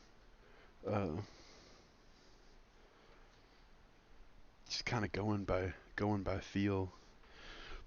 I know what I'll do. If I vacuum next time, I'll just mute the mic and I'll still be on camera, but I won't blast you guys. Mm. Oh, sorry. Sorry, it's arm arm and baby. Such an awesome username. Uh, yeah, those guys tear it up on Manny's stream. Man, they get the best conversations going. Oh yeah, that Squire of yours is nice. So I just love the color of that thing. It's beautiful. I like those guitars. I love the amber on the necks. They're durable finish. They don't sound like a Jolly Rancher finished uh, overseas guitar. They really perform good. I can't really stay long. That's all right. No big deal. Yeah, methods definitely are wildly different. Uh, but I'm learning from these guys, man. Just wait. Just watch and wait. It's amazing. I was giving Manny a hard time about his Thor hammer, his fret hammer, but beautiful. The fretwork's beautiful, like one little unlevel fret with just blam blam, and it's just like that. You turn on that without noise reduction and regular audio and mic or whatever. It sounds louder than it is. It just is what it is. I'm gonna clean up some of these, like a razor blade. I'm gonna go in and clean up some of this wood fuzz and splinters and junk in here, and then I'll vacuum that out. I'll mute the mic this time because it's easy. No problem.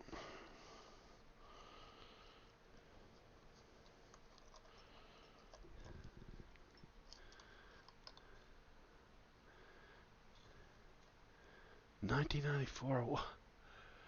Wow. I don't remember the internet before '96. I guess I do kind of '95. You're right. Yeah, '94. I remember my buddy chatting and kind of explaining to me uh about the internet. I kind of got it, but I was just like, it didn't seem like anything at the time. It's like, oh, cool, you gotta connect your phone. Why don't you just talk on the phone? Is what I thought. That's probably what everybody thought. Why don't you just talk on the phone? No, this is the new thing. It's new technology. Yeah, but you could just talk on the phone. Hey, well, by the hour. No joke. Oh, we've come a long way and not very far when you think about it. Not as far as we ought to have come, probably. Uh, whoa. I forgot about Lagatron. Yeah, thanks for the follow back when. Awesome.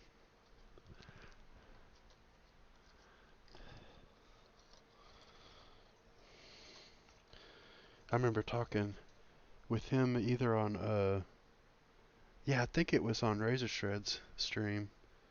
Killer player. Should do a shout out for him. He's awesome. I can't remember. It would probably if you're in Twitch, it'll probably come up in the thing if you did a shout out. Like like a short version is exclamation SO and then space and Razor Shed. And he doesn't use, it's just like RAZ and then no other vowels. It's like all consonants. Probably find itself. I'm gonna vacuum. Mute for a second.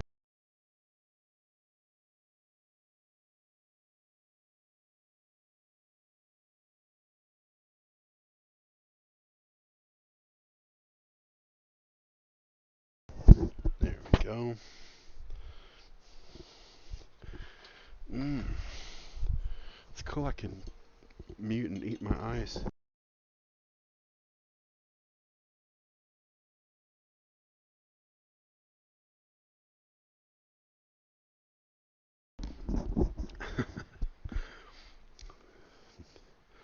Mmm. See what's going on.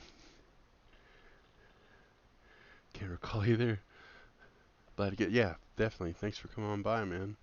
Just soldering on a Strat, mainly shielding right now. I probably could turn the soldering iron off for a little bit. I'm gonna be playing with shielding, which takes forever. It's alright.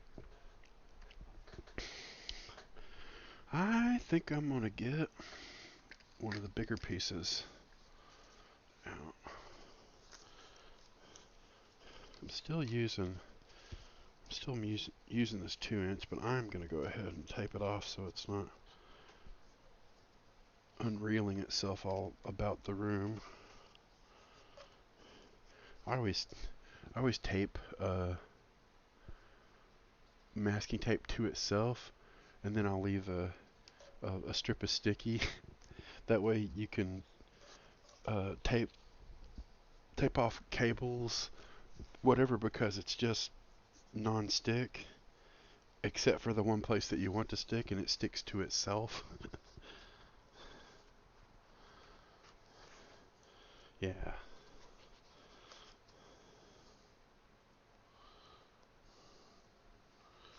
Where's there it is. It just comes off in a piece, and you set it to the side.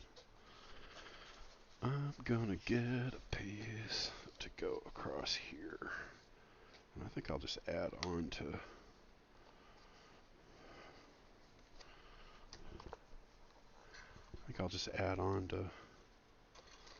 that bit on the end. You just lay out over wherever it takes up the most room. And then you got that straight right here. I'll just put it over, lined up with that, parallel with it, and then just make an impression with your finger against the edges of it. Pull it kind of tight, and you know exactly what shape you want it to be. Grab my little scissors.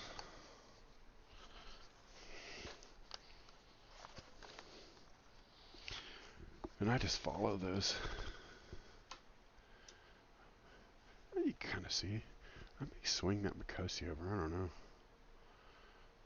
It is not high-tech stuff I'm doing. I don't want to, I guess I'll just cut this rough piece off and then follow my line I made. Just cut a square. I may not even use the big stuff beyond this point. Use the smaller stuff. This 6-inch, what is that? Is it 4? It's probably like 5-inch wide. I think they advertise it as 6, but that's not 6 inches.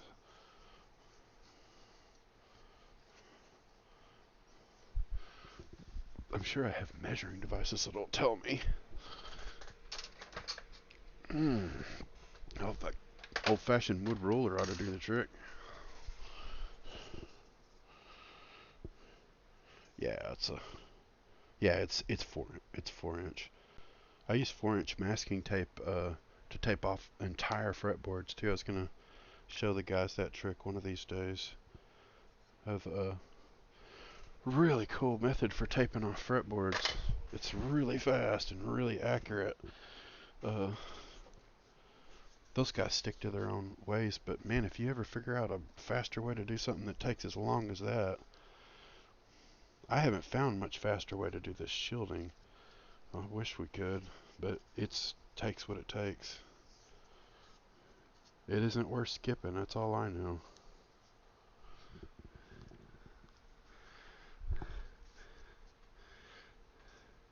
Yeah, I don't know much more than just simple mods and solder. Yeah, well, it's a you just kind of stay at it. There's so many YouTube videos and stuff, but oh my goodness, there's a bunch of nonsense. It's just absolute nonsense on YouTube as well. I've watched hundreds, at least probably not thousands. It can't be thousands, but hundreds of videos of all these different things, and nobody does even anything even remotely the way it is. This shielding, you can only so many ways you could stick something to something and cut it to shape. This isn't revolutionary in any way, but more my fretwork and the way I approach fretwork and use light and dark and shading. Most people look at me kind of like a deer in the headlights, like, what are you talking about, dude? I admit it's a little different. I'm going to cut that corner right there. My little impression. I can see it because I can see the reflection of the light. I can see my impression I made in the foil. Man, it never fails. It's a it's a surefire way to quickly get a shape without having to go around with a pencil and paper and fraudage. Whenever you're making back plates and stuff like that, replacing old ones, you have to do the paper and the side of a pencil and double stick that to the pit guard material, and you have to sneak your way up on it. You can do that to make a template and then cut the material out faster with a template and accurate. That's definitely the more the luthier way of doing it. But also shaping it on a sander and scraping it with a scraper blade is a tried and true old method as well. Works well.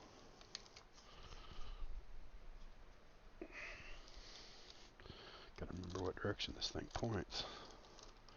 I left that a little long, so I'm gonna fold that in. Fold this corner up. I'm gonna employ my tweezers again. It's a lot easier to get myself free from it off the tweezers. And I've got that folded up anyway. I need a little extra light. My apologies.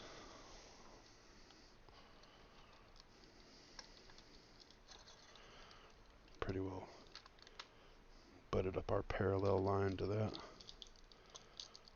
And just kind of rough it in on the bottom and stick it all along the bottom first.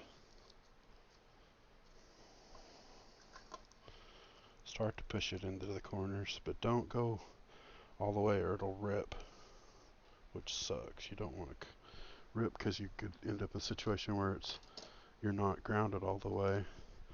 Then I get my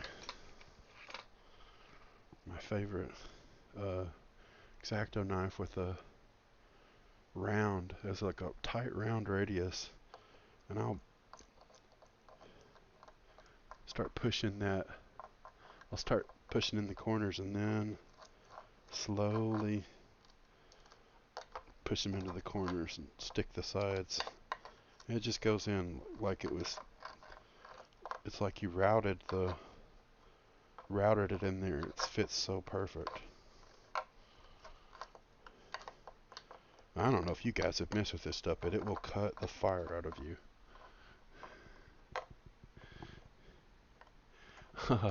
Yeah, good night, man. Appreciate you coming by.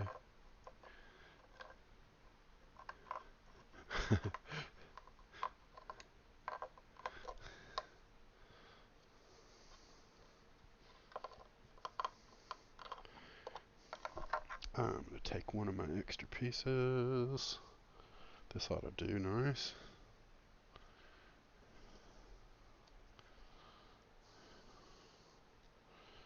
And I'm going to stick this in the end, fill in that gap.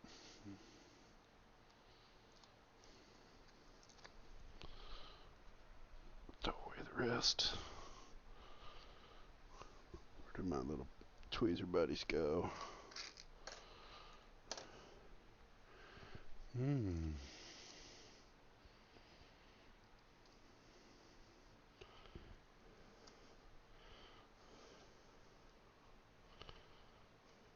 Get a little bit of a reflection so I can see, and you guys see what on earth's going on.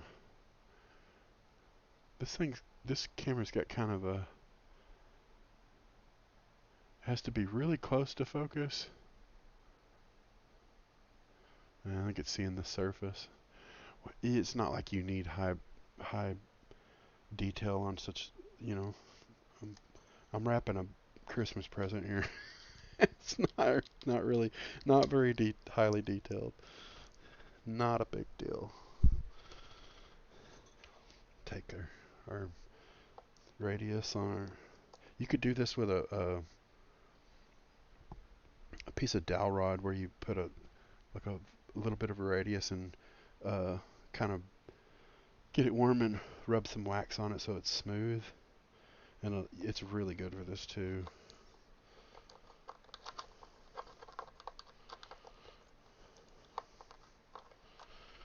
Alright, now I could do the sides, which seems to be right at the same depth as that, so pretty much know what I'm looking for. I should be able to continue cutting pieces. I might as well use this long skinny piece I've got. I've got an area right here.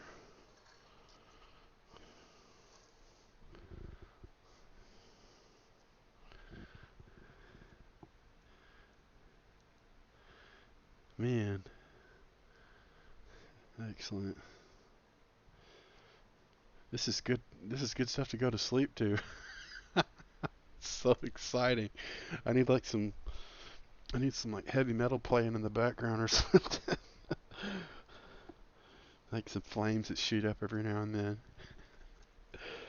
Stay awake, yeah. Big John Stream, yeah. Shielding the guitar, so exciting. What will he do next? It's probably something boring. Guitar Stream, Guitar Stream.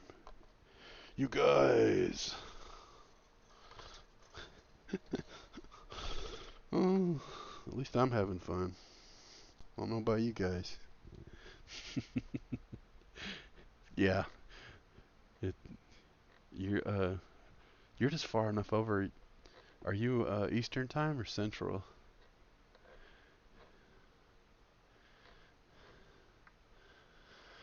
Hmm. Wasn't sure. You guys are kind of down the middle. Probably Central. It's late either way. Eastern. Yeah. Add an hour. Add an hour to your time compared to ours. So yeah. Definitely appreciate you coming by. Yeah, 11 here. It's midnight. It's a new day. Good time to go to sleep. Thank you. Talk to you. Talk to you on the next stream I see you on. I'll, I'll definitely go listen to Manny again, and you keep checking ours out. Our whole group appreciate it so much. Alrighty, we already know that width I had about right there was pretty much the depth of this. I could do a quick thumb test like that. Yeah, it's pretty dead on. Just gives you something as a gauge. You don't really have to get very highly detailed with this stuff.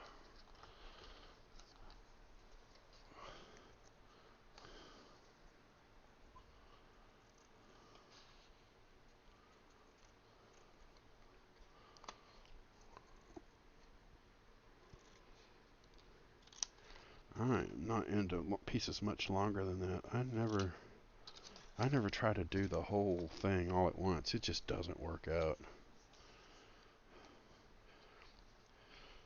I've done it before where I pulled the backing off a little bit at a time.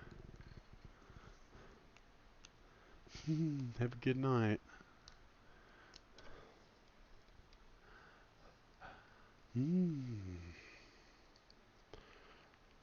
I posted on Facebook, but a lot of people are, well, I hope they're not looking at Facebook for their sake. Place has been kind of a mess for a while. Well, Twitter's interesting these days. Like a whole nother thing.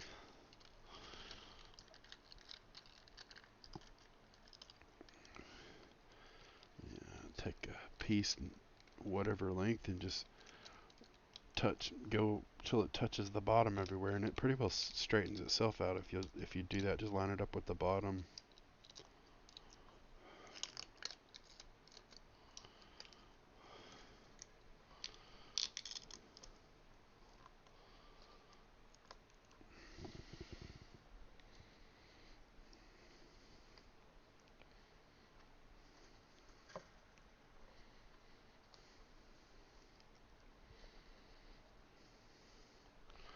Then just continue cutting yourself some pieces that shape, which leaves you these nice skinny pieces to use for something else.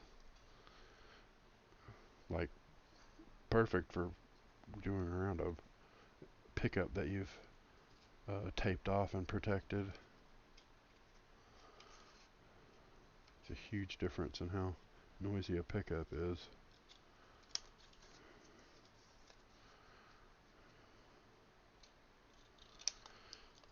That's about as much as I want to deal with at one time.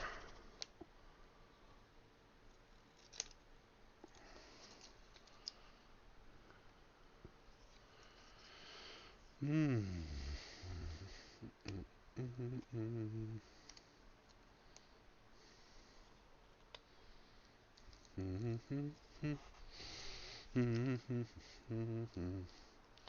I am going to relegate this long skinny piece to something else.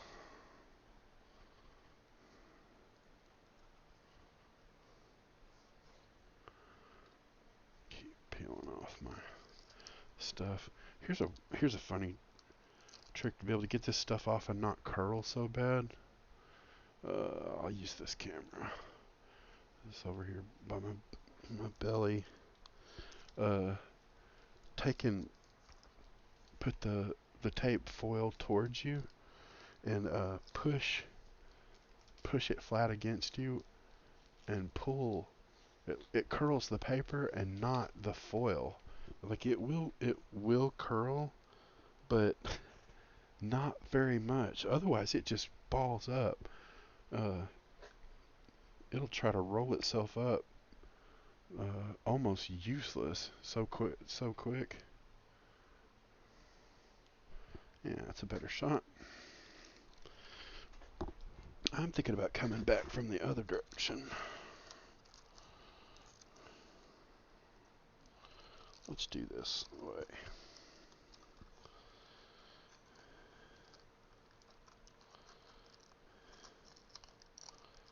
Go all the way to the bottom. Back that up until just kind of lines up with that. And just, yeah, it pretty well lines itself up, and just don't get in a rush. Stick it. Don't cut yourself wide open with it, because it will cut you really easily.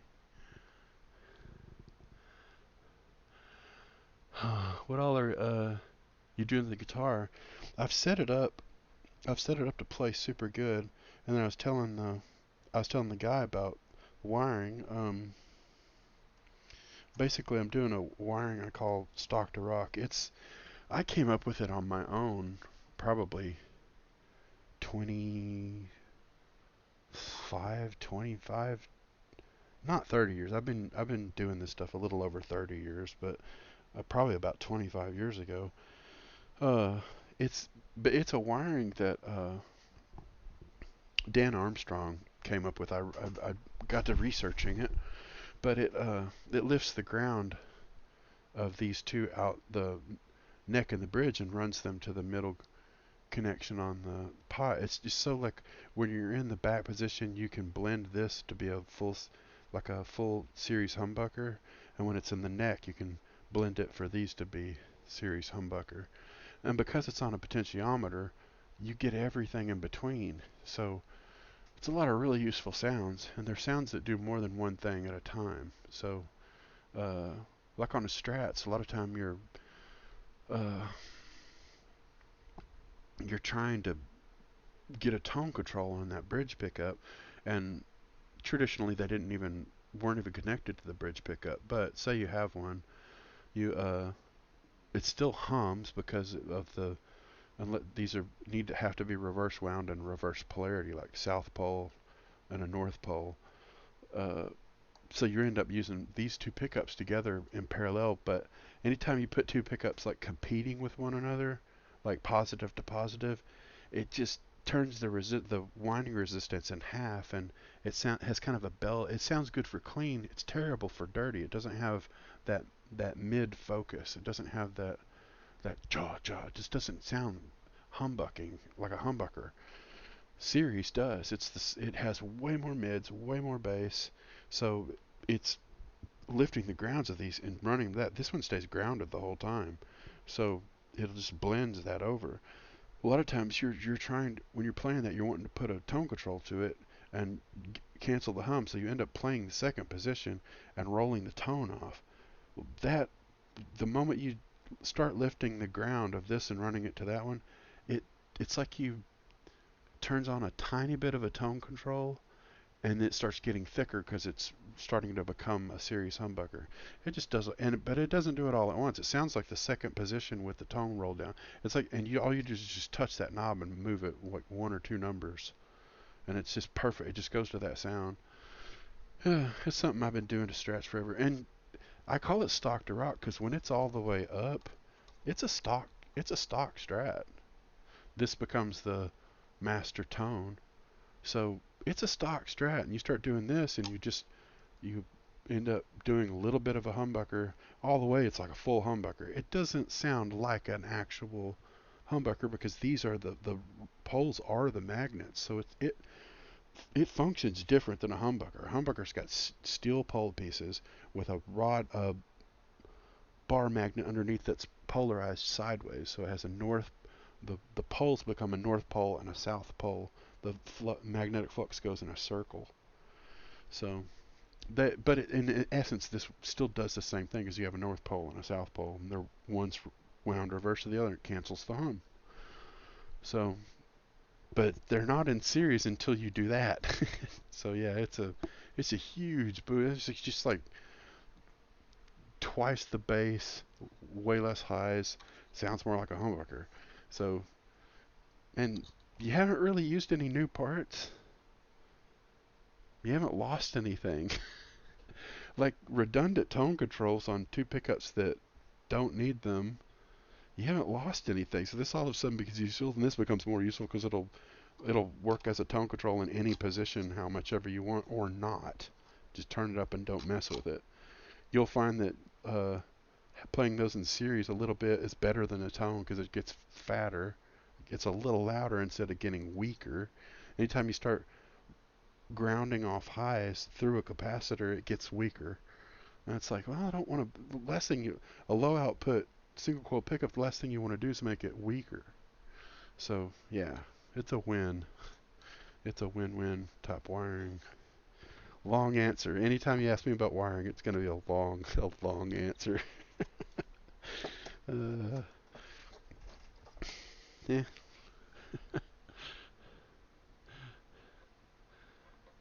Well, yeah. You don't have to know much. There's not much to know about pickups, and they're pretty simple machines. There are some complicated designs, and uh, you get to talking to some pickup winders and all that, and there's inductance and Henrys and things that it's important to measure and know what they'll do, especially if you're trying to reproduce hard to reproduce pickups.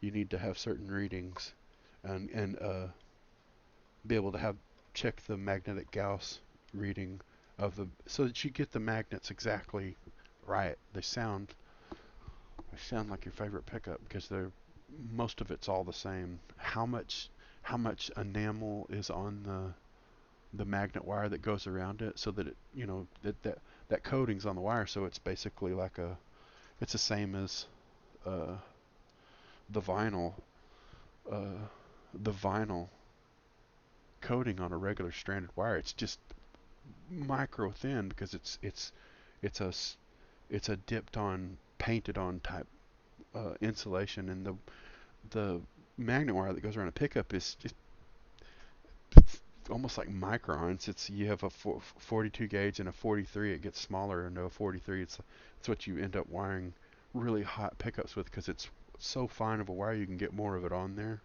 You get a higher K resistance or hotter output, but it gets less highs and starts to get a little tubby in the base as you get too much wire. You have to sometimes put stronger magnets or a different style of magnet. I don't make pickups because it's I could, certainly could, uh, but there's so many guys that are so good at making pickups, man. uh, I would probably get I probably would get a pickup winder just to make dummy coils. But because if you can ever get dummy coils that are exactly the K resistance of this pickup and this, somewhere in between, like pretty much the K, whatever winding and DC resistance that coil has, then a dummy coil in between here, just kind of hidden in there, will just just cancel the hum, and as long as it's exactly the same K, it's a perfect opposite coil to match those. But it adds a lot of wire, and I'm probably it doubles the resistance because you're doubling the amount of wire it goes through because it has to be even to those, and it needs to be wired series with it. You could actually wire those parallel or series. Here I go. Talk. Uh, it will work. It will work either way. One's really low output and bright sounding. One's hotter and a little fatter sounding. With a Strat, usually you're going with hotter, fatter sounding. Yeah, interesting stuff. Make sure I'm not too many questions behind. Yeah, just one. So what are you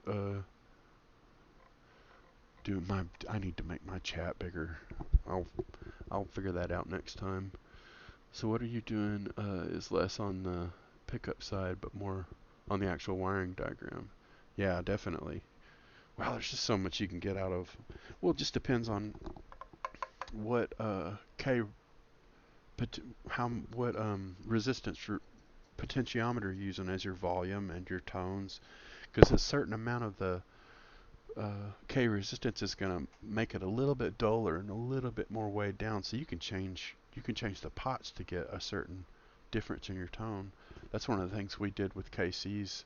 One of the number one things we did with KC's Green Les Paul that was I did on my first stream the other day before Thanksgiving. I think it was like the day before Thanksgiving. Uh, all 500K pots instead of the Gibson pots were, I didn't just throw them away. I just think they're useless. They say Gibson on them, but they're they're just a scourge to me. They're supposed to be no lower than 300K resistance, and they read like one was like 235, one was 255. They're supposed to be no lower than 300, and they shouldn't be. For that guitar and humbuckers, they shouldn't have been less than 500K. 500K was just so much more open and bright. And the more you start loading it down, the closer to a dead short it gets. It gets duller, duller, duller until it's finally gone. Like when you turn your volume knob all the way down, you're shorting it out basically. Variably with a resistor, complete resistance, dead short, off. But yeah, the lower that number is, it's going to be more loaded and darker. Single coils, they're really bright and a low resistance DC resistance, and they kind of need that lower K resistance to load them so that they're not so bright, and they have kind of the right feeling without being just razor bladey sounding. Depends some on the guitar, some on the neckwood, uh, fret material. Everything's a collective, sort of an accumulative effect. How much each thing affects the tone to the point where it's like, wow, this is just so bright or just so dull. If things are loading it down in different places in the circuit to a point that just kind of sounds like a wet blanket, you know, or just not good pickups. Sometimes they just don't sound good. You can't put highs in something that doesn't have highs, and you can add it with an EQ pedal, but you're not really adding any. You're not really adding it actively. You're adding that frequency and pushing it. It just turns into noise. It just turns into noise problems. Probably gonna need that again. I think I'm gonna use. I've got bits and pieces of shielding tape all around here. I don't need a very big piece. I'll just cut some off of what I got because this is the same height as what I was already using. Just need a little bit more for this one. You just shut up and keep going, or I'll never get done. It's all right. I enjoy it. I like being able to talk about it. Try to make sense of all this craziness.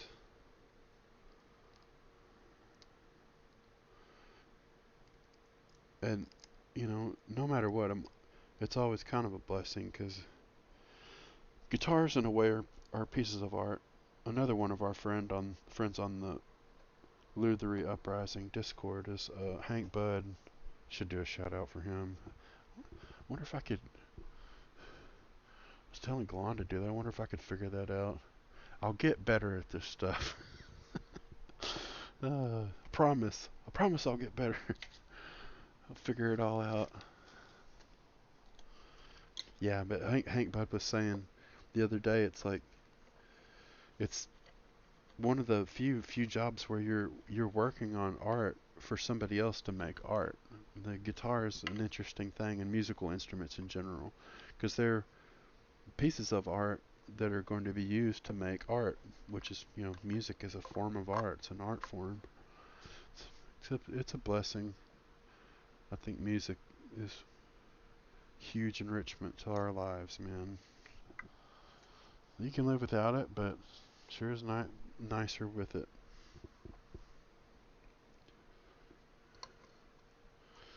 All right. These strings will be a little bit of a obstacle, but I got that all vacuumed out. It's pretty smooth. A little bit. I'll have to make sure I don't poke a hole in my fingers. Somebody's got some pretty scratchy finish boogers in here where they paint over the what would you call it? Just like wood whiskers from the machinery cutting. If they don't go in and finish sand all that stuff, they're not. These things sell for so little. They can't be doing too much detail work. All right. I'm just gonna start lobbing off pieces of foil and stick them in. There's no sense of getting too crazy detailed about this. Just go and do it.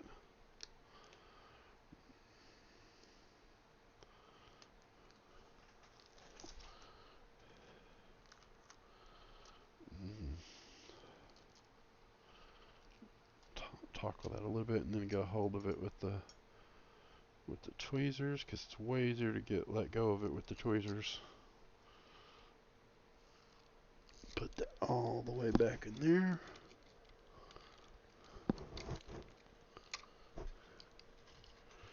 Stick that on the bottom.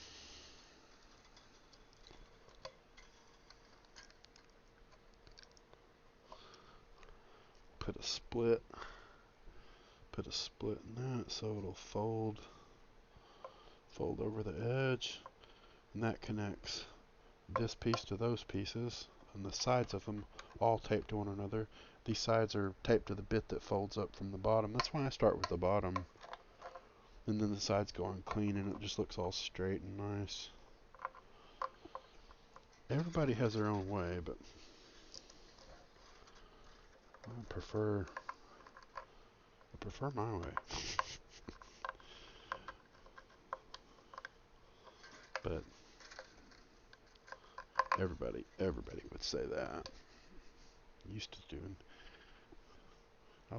I leave people alone on their methods for stuff. They need to be able to feel comfortable with what they're doing. That's how they get work done.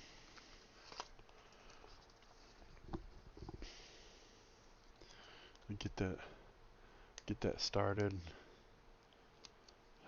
foil side against the belly, uh, pulling the paper off with the, and it doesn't curl, it doesn't curl up and make a straw out of itself. Oh, that's annoying when it happens. Because with this stuff sticks to itself, you cannot get it apart. You just have to throw away the piece. So,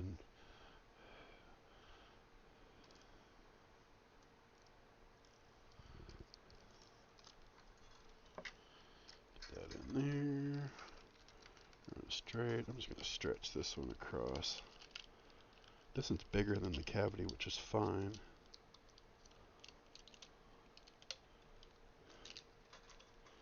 Start sticking it. Get the bottom all stuck. Kind of pushing it into the corners. Use that fine radius of the X-Acto blade to finish it off.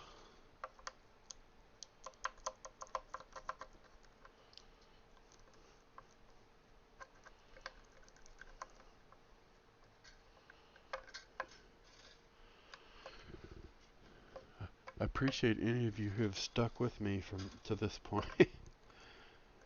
And it's one of those things where you can kind of leave this going on in the background and come back to it every now and then. You haven't missed anything. I guess I've talked about some interesting stuff. Some stuff that makes a big difference in your sound, your tone. All these little things are sort of a collective of effects on your general tone. All right. I don't know if I want to try and put some pieces together in combination, or just go ahead and I'll just go ahead and make another. Cut off a little bit of that.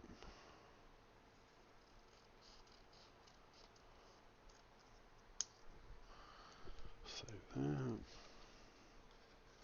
That'll work. Lengthwise, what did I? That's about right.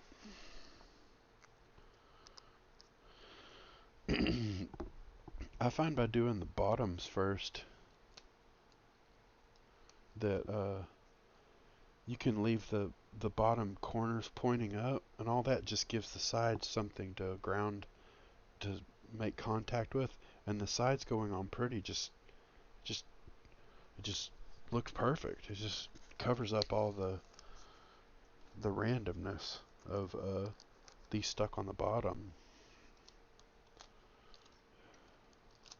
This goes this way. Use my little buddy here. Fold that a little more.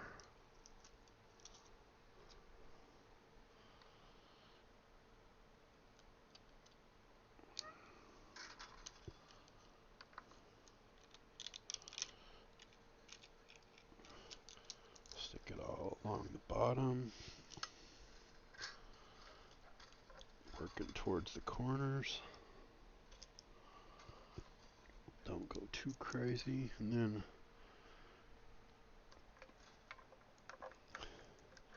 use the round tight radius, the dowel rod or X-Acto knife. Get nice, perfect corners. All right. Now I'm just going to use just a random piece from one of these skinny cutoffs, like where I was cutting long ways down the roll. This is one of the skinny pieces. And I will join all three of those together, and the sides are going to go in to join it as well.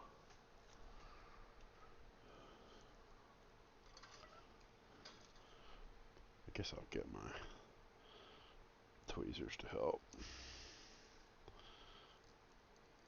A little harder to get this to fold long ways so it doesn't flap around.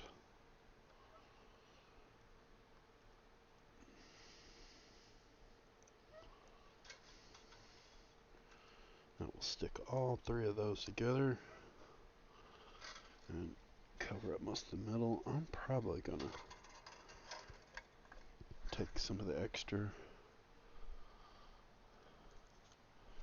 scraps and I will cover up little holes. Everything makes a difference.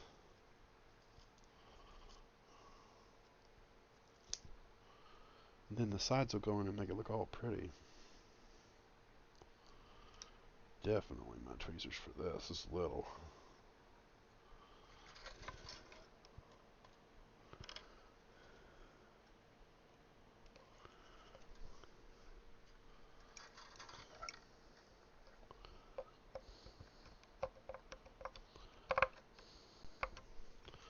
Alright. Get another little piece to fill in.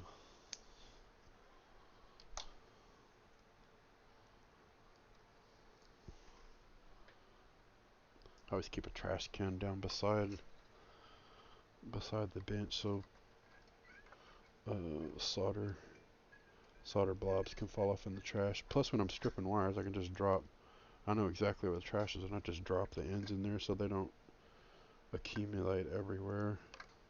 You can just vacuum that stuff up too, but the problem with a vacuum is it's indiscriminate. It just vacuums up everything.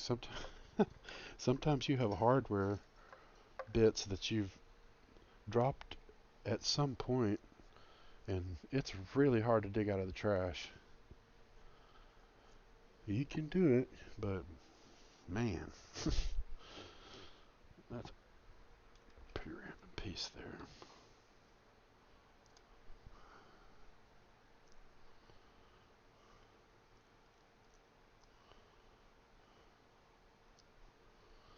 All right.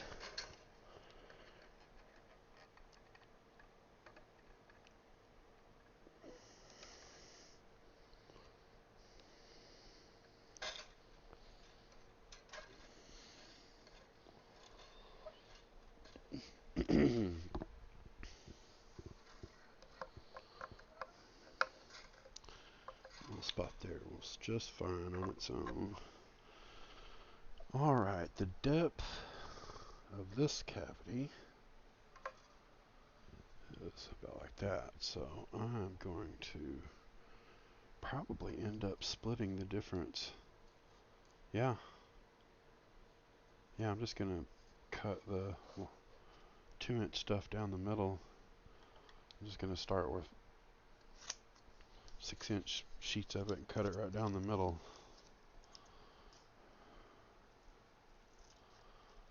A little bit extra to overlap the sides for the well, the pick guard is actually anodized, which we've learned isn't conductive and can be a problem, but they've actually unfinished the underneath so that the pots do ground to the aluminum of the pick guard, anodized aluminum, so that it is functional as shielding. I will be back in just a second.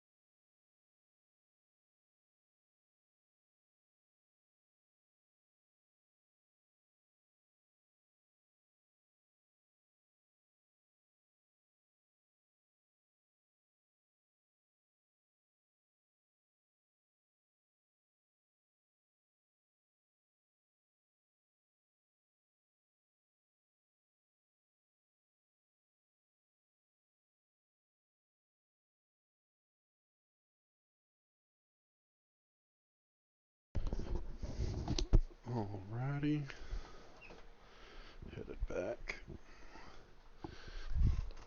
Let's get a drink and not eat ice.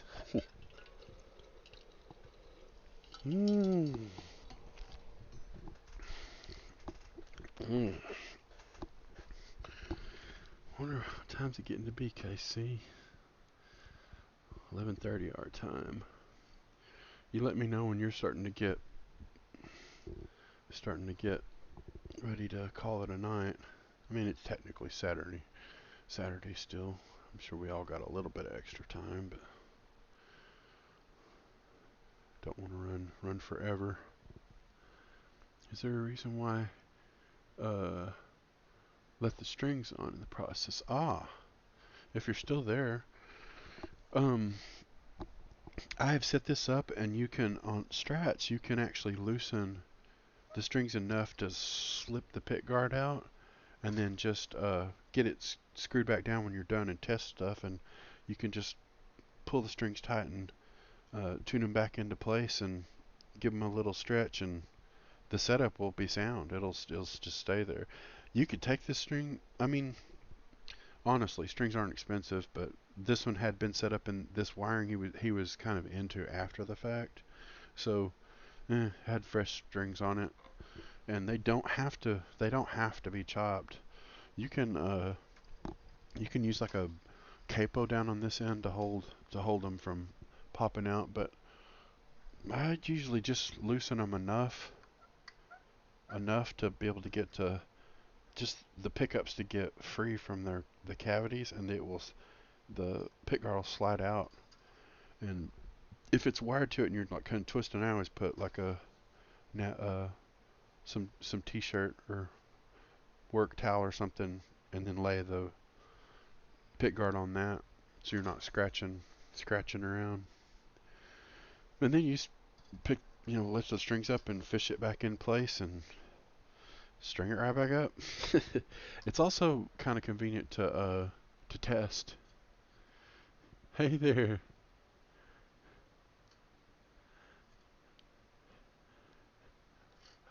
817. You're under your phone number. Did you save it as your phone number? That's kind of cool. You're using or you're able to see it on the phone app with your phone number. Whatever you're doing, that's cool. I appreciate you coming in. Working on a Strat. It's like it's a Squire anniversary model with the block inlays and anodized pick guard. Wiring it for a series parallel top wiring. Cool, man. I'll just keep on going. Keep on keeping on. Shielding right now, which takes forever. It's like watching what I said earlier, like watching a glacier move.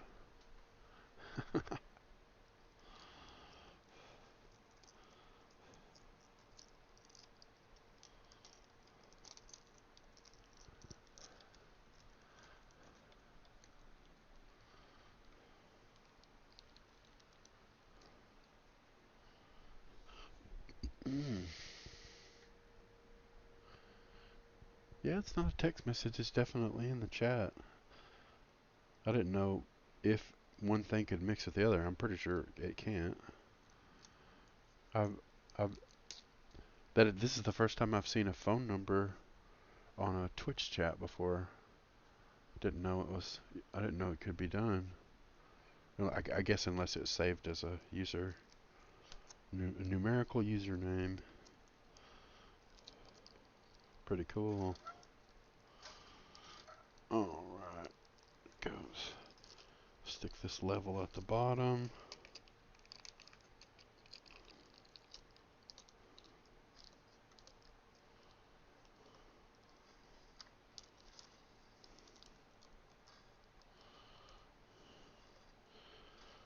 Which gives you just a tiny bit to fold over.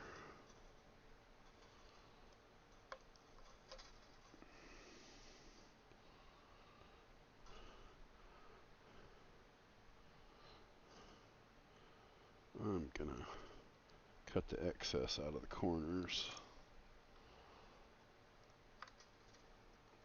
because they'll just add up. Pretty thin stuff, but doubling up. Don't want it to be too much of a wrinkled mess. Just keep cutting same pieces. This 2-inch cut in half into 1-inch wide pieces seems to work really good.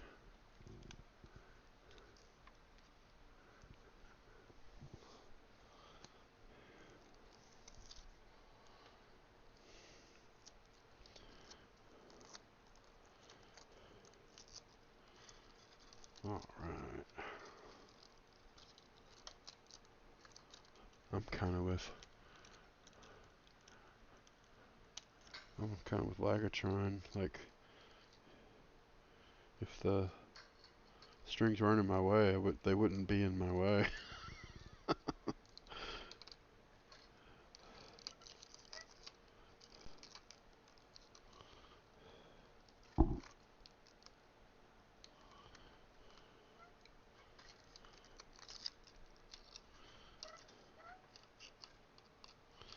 Humpty Dumpty. Moving that around, keeping it straight to the bottom so it stays square.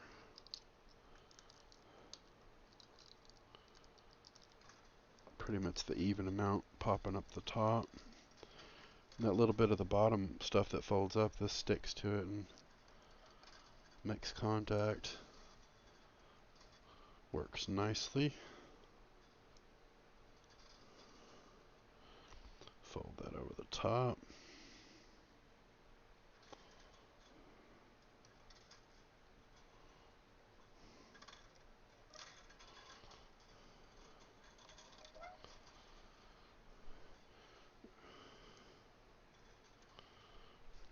I'm not going to trust the back.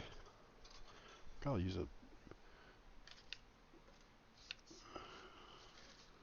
What'd I do with my little razor blade, buddy? Covered it up. It's around here somewhere.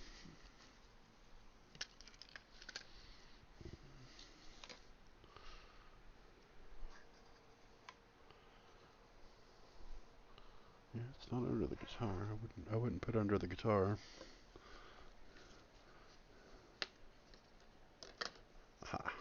Over there.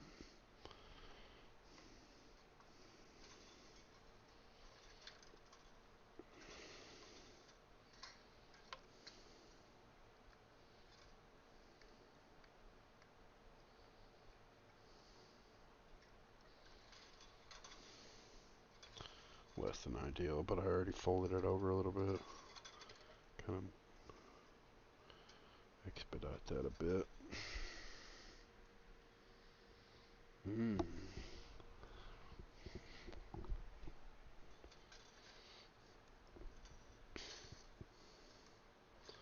That should. Usually a strap bridge is pretty close to the cutout in the pick guard there. Shouldn't show up.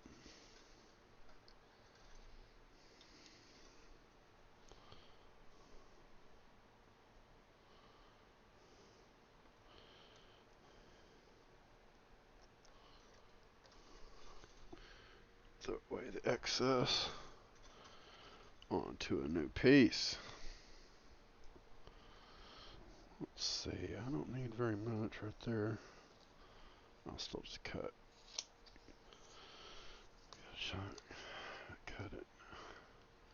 it down the middle.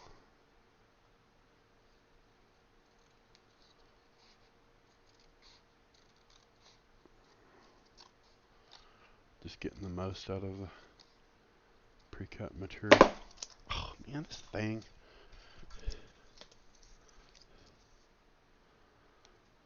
So I keep towels on everything.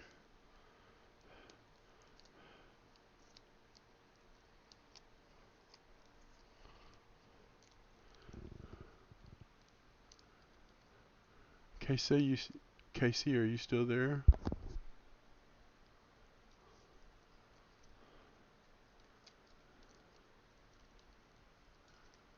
Might have fell asleep. That's what happens to me sometimes.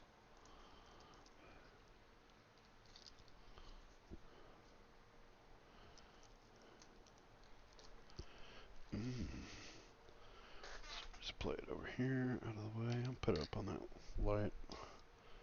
Scissors over here, out of the way.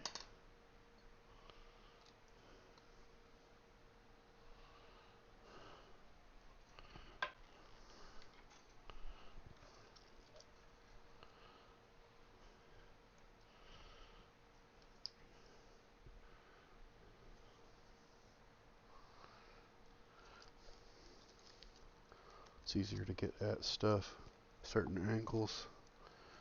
Sometimes you just gotta turn it around, man.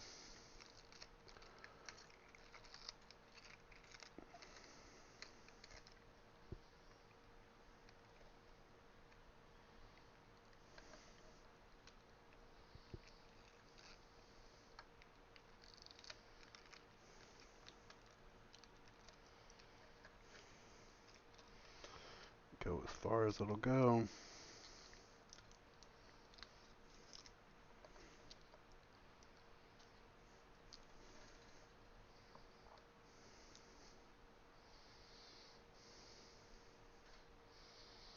Over the edge. It's up.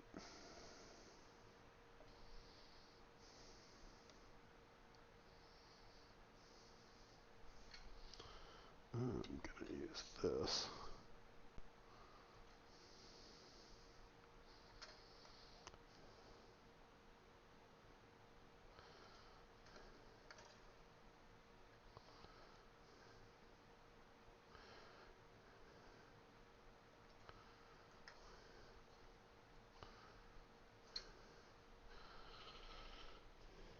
I doubt I would be saving this video on demand, so I probably could just be playing.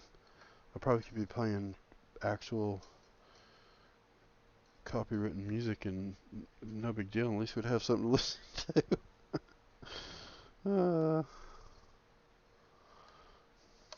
I know it is not exactly exciting.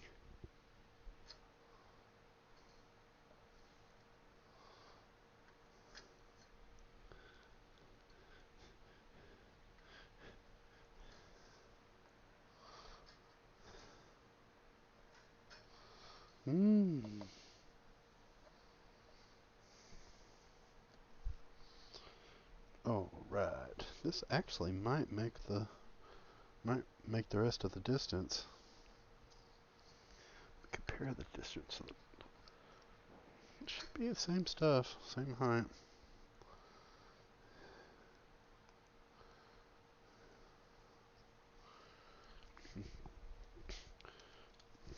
Put it foil towards your torso. Hold it down tight and peel the paper away with it against you, and it doesn't curl.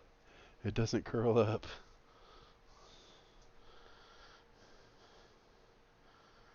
If you've ever done this before, that's a huge help. That's a big difference, because this stuff wants to be crazy. This does not want to behave, I'll tell you what.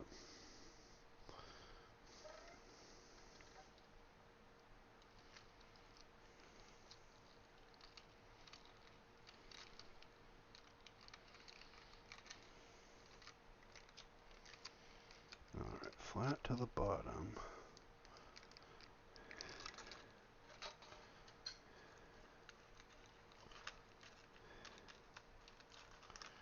Go ahead and kind of light stick that, hold it down, keep it square.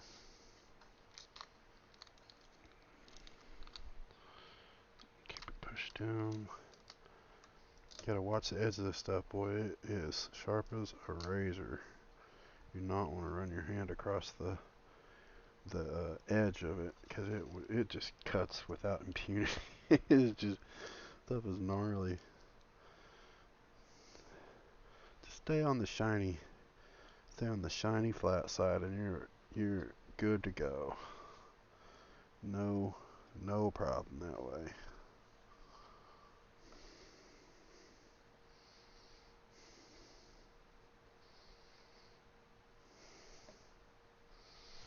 All right.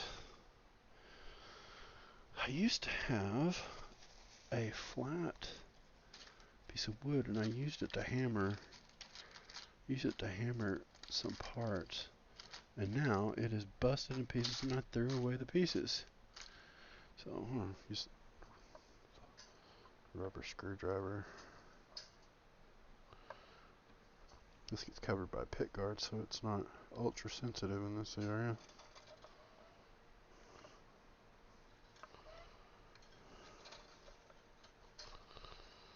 All right, man. That pretty well fixes us up, man. Got a little spot I could fill in right here. That's a pretty good. Nope, that's a piece of paper. That's not big enough.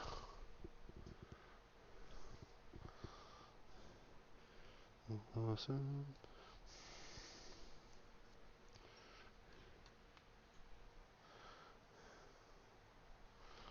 What size do we want? I'll just cut this right through here.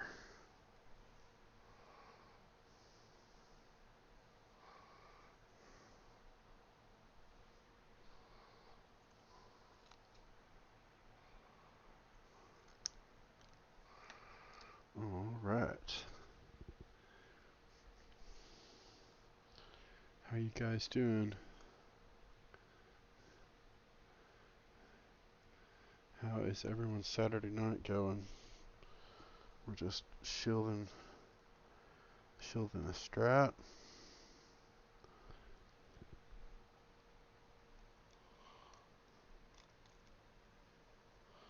That will fill in our last little void.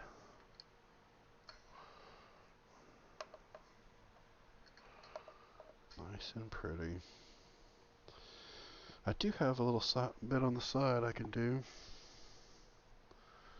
Doesn't even need to be a full continuous piece.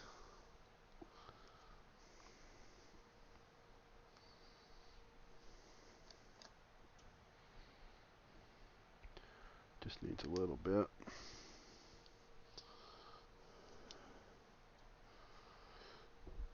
Let's get and measure that.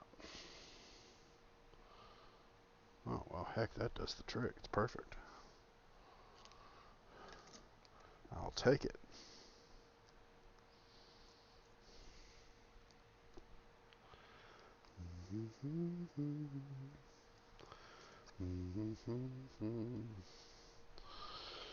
Wonder if I'm just the tag. I'm not really streaming under any tags, so I don't think I may not even be showing up in the available list of people streaming.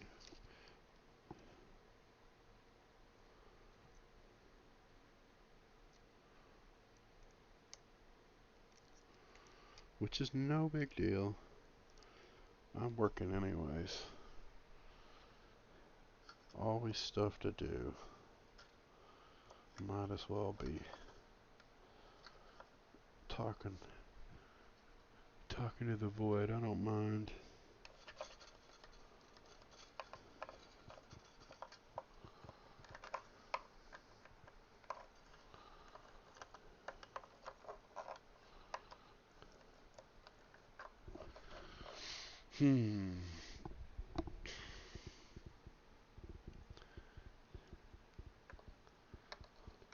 Gosh, I've been going almost 3 hours. It's just when shielding wirings like that, though, it takes for hours. Most people don't know how much. Well, if their guitar tech cares anything about the guitar they're working on, how long it actually uh, takes for them to work and get good work done. That's hopefully you can find people who like the work and are kind of OCD about the quality and do a good job. And probably charge you a decent price, but man, a certain amount of money, 'cause it's a lot of work. A lot of it's just the knowledge of how to do stuff properly and thoroughly, get the results.